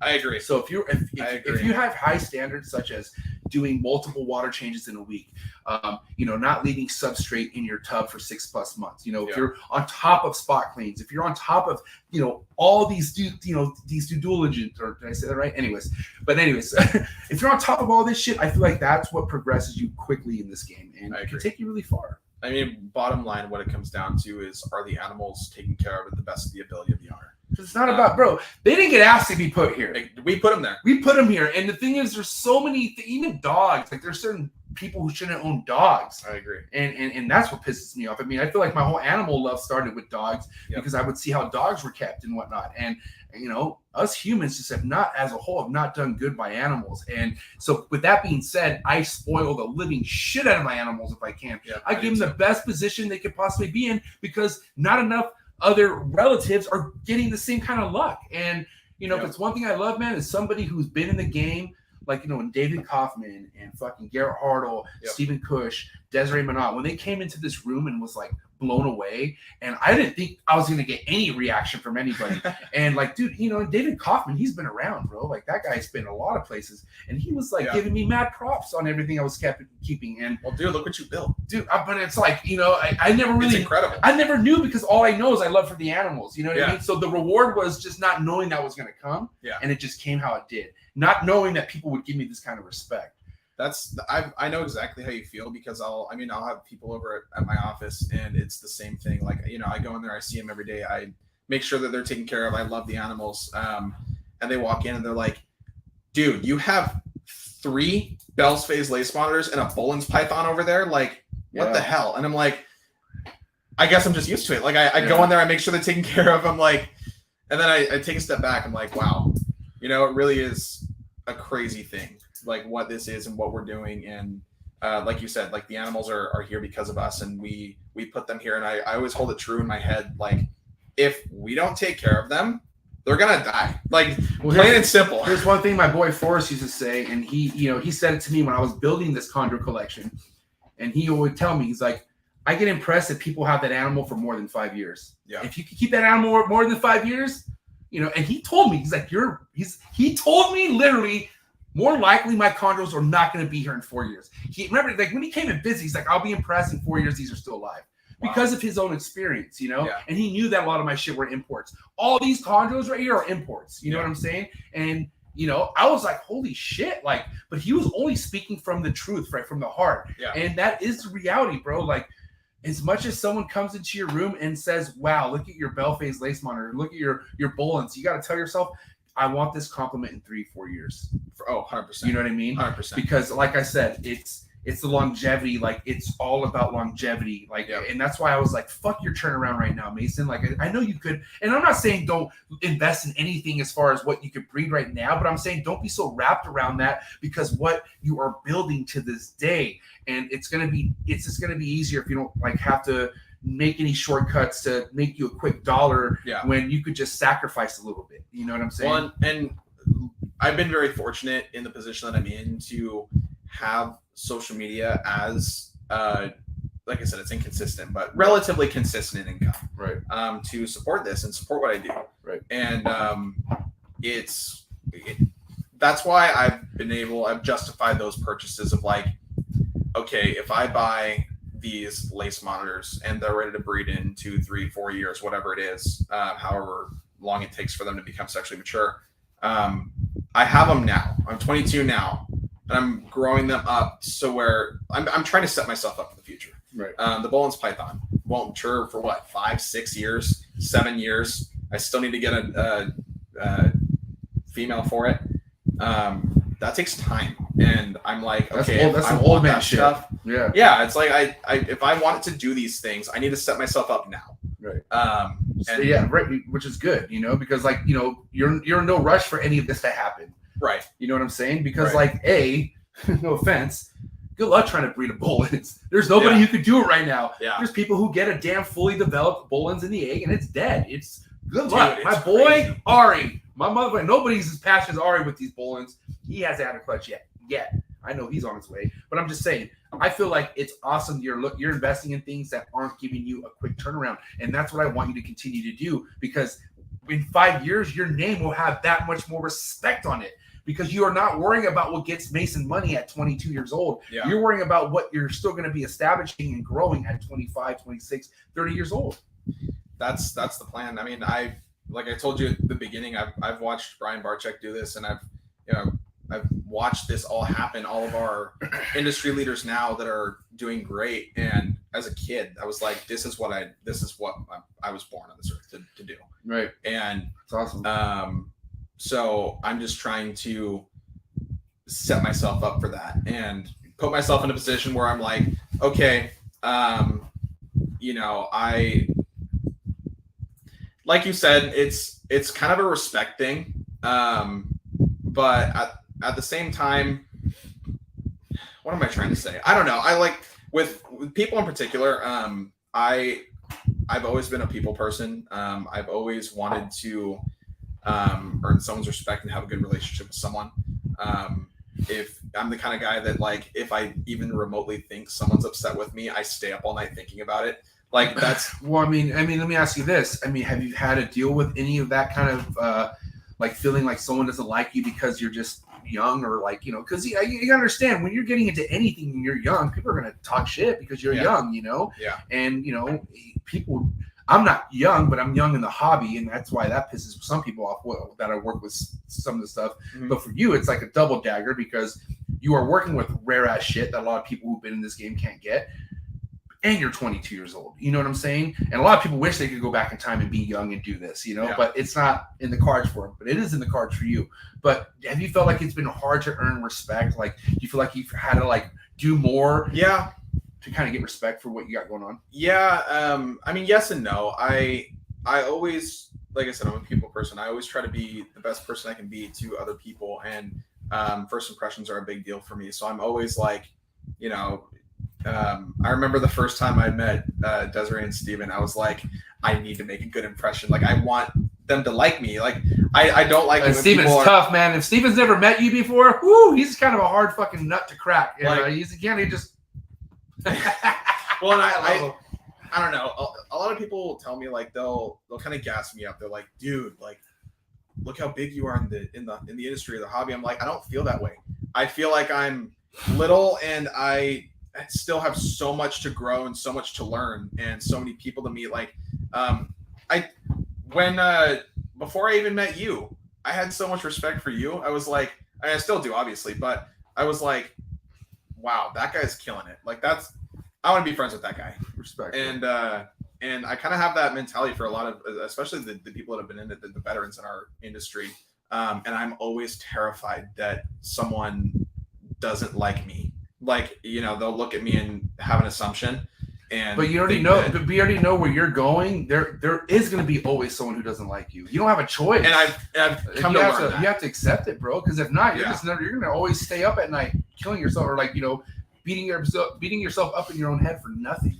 Yeah, like, and I've come to that realization more so recently. I've always been a person, you know, just my life growing up. I've always been a people. See, I've been used to people not liking me my whole life, bro. And I kind of like it. That motivates me, you know. And it goes back to me being good at sports, or just my sister's jealous at me and my dad. It just goes back to so far just me pissing people off. And I don't mean to. I'm just like, yo, don't be mad at the player, be mad at the game. You know what I'm saying? But anyways, I kind of like, yo, someone's, if you're not pissing anyone off, you are not doing it right. Plain and simple, bro. And I'm telling you right now, I'm not going to get into detail, but Yeah. you being on this show right now pissed people off. There's some people out there who haven't been on this show yet, and I know because they tell me. But I'm like, yo, take a deep breath. I don't give a fuck if he's young. That I know moves that he's making that you don't know that he's making, and that's why I wanted to bring you on the show, because at the end of the day, bro, like, you know, I can kind of be a hard shell to crack. You know, I don't like really buy into a lot of people's you know, game plan, because a lot of this shit, I mean, you know how I felt about certain people that you kicked it with when we first started talking. Yeah. And I told you, like, dude, you got, and I'm sure you're a firm believer on this now, but you are who you hang around with. If you hang around with somebody with a fucking bad name and it's known, and you know that this is what it is, and you're still showing yourself around with this person, that's what it is. You know what I'm saying? Well, I've had that conversation with you too, where it's like, I've been into the animals my whole life. Right. As far as the reptile industry is concerned, I'm fairly new into it. Right. And you know, with my presence on the internet and whatever, I always constantly in my mind, I've always been someone that has been, you know, over trusting of people and kind of clueless if someone's talking behind my back, or if I'm hanging out with someone, because you're not looking for it. I'm not looking for it. I always give people the benefit of the doubt, and that has burned me several times. And people like you, that's unfortunate, because people like that get burned. Yeah, and that's the sad thing. And you know that you can only, that's going to wear you out after a while. Oh, it already is probably. It definitely, you know, was a really big, you know, paid a big toll on me, especially last year. And so start of this year, I was like, you know what, in a good way, I want to be a little bit more selfish, be a little bit more cautious of who I'm hanging out with, and why I'm hanging out. Like, think about it a little bit more critically. Like, why are we friends? And is it for the right reasons? And because there's people, I mean, you could follow somebody, that's cool, but I mean, you don't have to fucking take pictures and link up with them and stick with them. That shows, right? I mean, unless you want to be a part of that group, because you are who you hang around with, and that's it.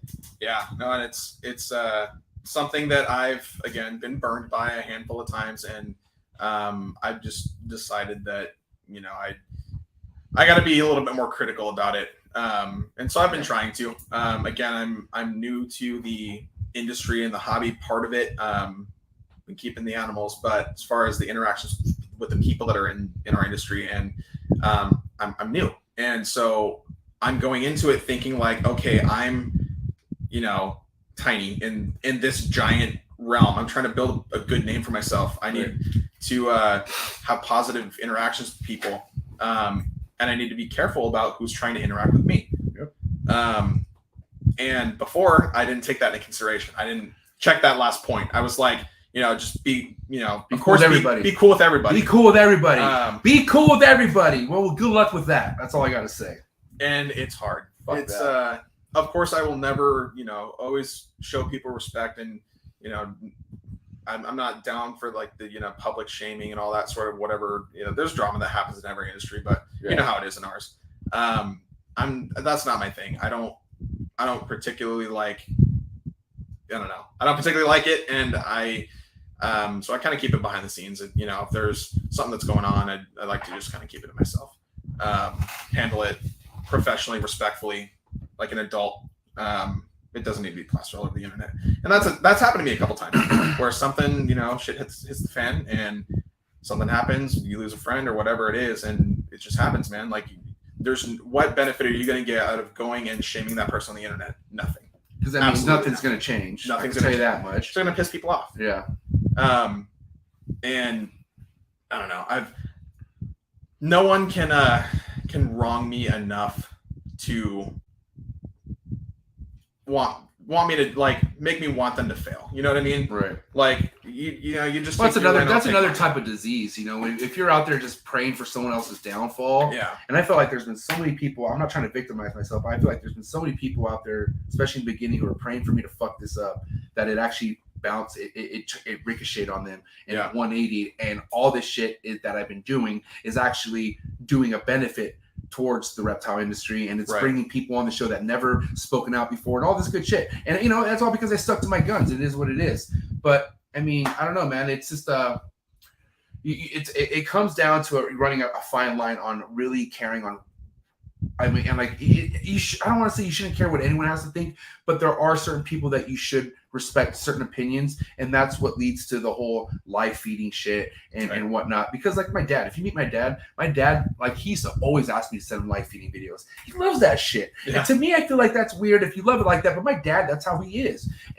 But that's just like, you know, I know how there's certain people that like certain things, you know, but I feel like if you're going to try to act like a professional, you better be a professional, bro. I agree. If you want to have the respect of being a professional, you better not have content of just live feeding videos because you just you look like a chump. 100%. And I think that that's kind of been something that I've taken into account kind of my whole life, not even with the reptiles of the industry or in general. I grew up kind of fast. Right. And this you're growing up even faster right now. I'm sure. And I mean, I've always held myself to an incredibly high standard. I always am striving for better and more. But as a result, like, I got a freaking gray hair on my head, bro. I'm 22 years old. Like, hey, real quick, it takes a toll. What's up with your hairdo, dog? Can we? I like because nobody has it, but like, how do you have it messy like that? But then the rest is just, you know, combed, but it looks like you've been wearing a hat all day. Like, so what's good? Let's talk about it. And you know, by the way, fucker, I wanted to put when we were vlogging, he was like, wait, dude, you gotta fix it. I was like, bro, you're doing this every take. I told myself this. I let him do his thing, but he was just like, hold on. I was like, dude, does he have Tourette's? What's wrong with this guy? He was like, hold on. Bro, and I didn't see no change. Like, I didn't see what he did that made him happy, but he had to like fluff himself. And I was like, bro, it took. Oh shit! Sorry. It took time to get it like this. Believe it or not. Premeditated, bro. Premeditated, player. This is premeditated, and you know what? So I used to slick my hair back and then retraining it to grow forward, and then like if Alex LMAO, I'm crying. Yeah. Shout out to Alex in the building. But dude, like if there's product in my hair, I made it do this. If I didn't have product in my hair, it would be like bowl cut straight across my head, and like it's like straight hair. So, and I used to slick it back. Okay. Used to be way longer. So I'm like, it has to be this way. So I respect it, bro, because I'm somebody who I've had my hairstyle for a while because it rocks with it. I think you rock with it. Let's fix it right now. All right, listen. Let's get I got a wrap up question for you before we get into the hot seat questions.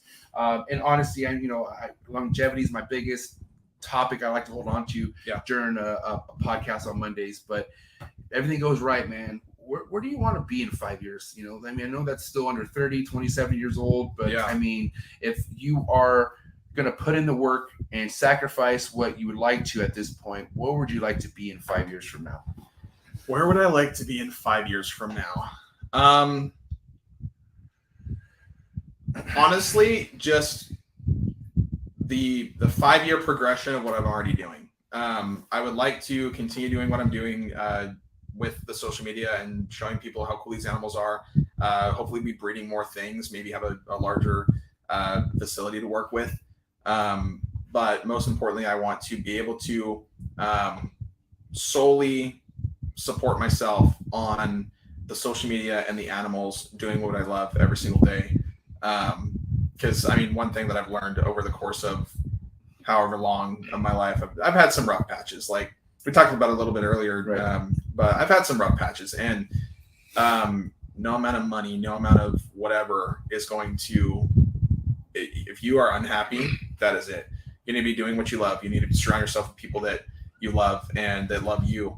People that are relevant to your life. You know exactly. And people that you can trust. That's it's hard. It's hard to say. I mean, it's like, dude, think about like, you know, I don't know, man. My biggest acceptance of trust is going to have to be when I hire someone to take care of this room. Yeah. And I trust my wife. That's she holds it down, you know. Yeah. Then I trust my homie Victor, who God bless him, but he's the one who helped me into this, and he even fucks up, you know. And and like, dude, people are gonna fuck up. Yeah. I mean, we fuck up our own collection, but it's our collection. But to have to let someone else fuck up your collection that's a whole other style of trust, you know. Yeah. And I'm scared for that day to happen, but I do know where my head is at mentally. I will need some sort of help. Yeah. Because I don't want to just be the one stuck doing everything the whole time. Yeah. Especially if I start breeding rodents again. Because I will never. Bless your soul. Bless anyone's soul out there breeding rodents. But what a great 2-hour podcast, man. This was awesome, Mason. Hot seat question though. Okay, all right. You're just gonna be out of here and fucking, all right, easy breezy. But let's get these hot seat questions in for my homie Mason Barnes. Do me a favor. I need no explanation behind any of these hot seat questions. Okay, just shit out the answer. Whoa. Okay. Shoot out the answers. All right, you ready for these hot seat questions? I think so. Here we go. Mason Barnes. Frozen thought or live? Live. 8 cut or no cut? 8 cut. Red contra meal or yellow contra meal? Red. Pre-first shed meal or post-first shed meal? Post. Yay imports or boo imports? Yay imports. One reptile import you would import today if you could? Bollins. I love this. Answers are on it. One reptile we should never import ever again. Okay, that one's hard. Nautilus. Okay, what was that? New Zealand green geckos. Oh, sweet. To miss a reptile or to not miss a reptile? Missed. Awesome. Yay sports or boo sports? I guess yay sports. Favorite sport? To watch? Probably basketball. Okay. Favorite basketball team? I don't really have one. Jesus Christ. Favorite Clippers. Team? Okay. What? Okay, I wish I would never asked you that. Okay. Big flexor or no flexor? Don't lie. Big flex. Okay, I was about to say! He's played flexing since I met him. I won't lie. Steak or fish? Steak. Eminem or Machine Gun Kelly? Machine Gun Kelly. Get the fuck out right now. Get out. Go. You're done. I can't believe you just said that shit. That's not okay. Even, that's not even a hot seat question anymore. And I just figured I throw a curveball. Can I explain myself a little bit? Please, right now. I'm hot. Go. Eminem. Okay. Eminem. Love the guy. Respect the guy. I've listened to less of it. Do I think he's a legend? Absolutely. I've listened to less of his music because ever since MJ. Blame me. Ever since MGK switched to like the pop punk, I like that music. So that's what I listen to. I want to continue this before I just go full MJ on you right now. Okay. Right. West Coast rap or East Coast rap? You could actually make this. You can rebuttal right now. West Coast rap. West Coast. Favorite West Coast rapper? Kendrick Lamar. I can't stand that guy. You don't like him, bro? I can't stand that fucking guy, Kendrick. bro. Kendrick does not get me amped or pumped at all. I rather listen to fucking Cardi B. I'm dead ass serious. Do not lie. Bro, Do Cardi not B lie. gets me more pumped up than Kendrick Lamar. Okay, do you like Snoop Dogg? Yes. Okay. Right. Why wouldn't I? That's All real. right. But Common ground. I like Snoop okay. Dogg. All right. We'll just keep going. I feel like I'm gonna black out right now. Little word association. First thing to come to mind. Milk. Eggs. Substrate. Cocoa. Suction. Snake. FedEx. Sucks. First time ball python breeder. What? First time gecko breeder. Crested gecko. Ovulation. Ball python. Favorite reptile show. NARBC TINLEY. Instagram trolls. Suck. If you had to get rid of one platform forever, and I mean forever, is it going to be TikTok or Instagram? TikTok. There it is! And his dude. Fuck the clout! That's what I'm talking. You would really toss in the clout right now for Instagram if you had to. I love Instagram. See? Don't be fucking judging my boy right here. You don't give a fuck about TikTok. If my TikTok rep finds this and my account is deleted in 4 days. Hey, Lo, listen, bro. Listen, this was a great podcast. They can grab me. I think a lot of people kind of get a better idea of what your game plan is and what you're all about. But for everyone out there who fucks with you, everyone out there who supports what you got going on, what do you have to say to all your supporters out there, bro? Thank you. I mean, this has been like the craziest journey of my life. I mean, not only just, trying to run a business at the end of the day, but being able to go have the experiences that I do. I mean, I don't travel. I'd never been to Tinley. Like being able to do stuff like that and keeping the animals that I keep and meeting the people that I meet and having the friends that I have, like none of it would be possible without the people that support me. Everything that I have in my life right now, as far as all that's concerned, is because of them. I wouldn't be where I'm at if it weren't for them. I love that you acknowledge that, because one thing I hold dearly are the people who put me on, the people who believed in me. So like Miguel, Desiree, Forrest, Stephen Cush, Socrates, Andrew Acevedo, even though he's mad at me right now, I don't know why.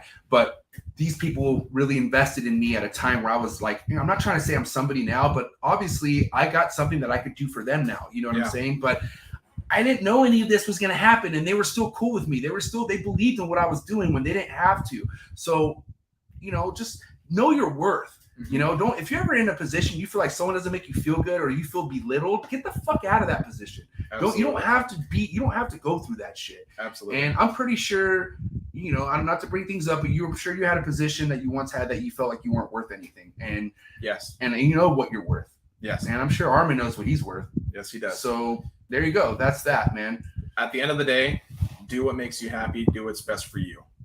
People pleasing is not the way to go. And I did that my whole life.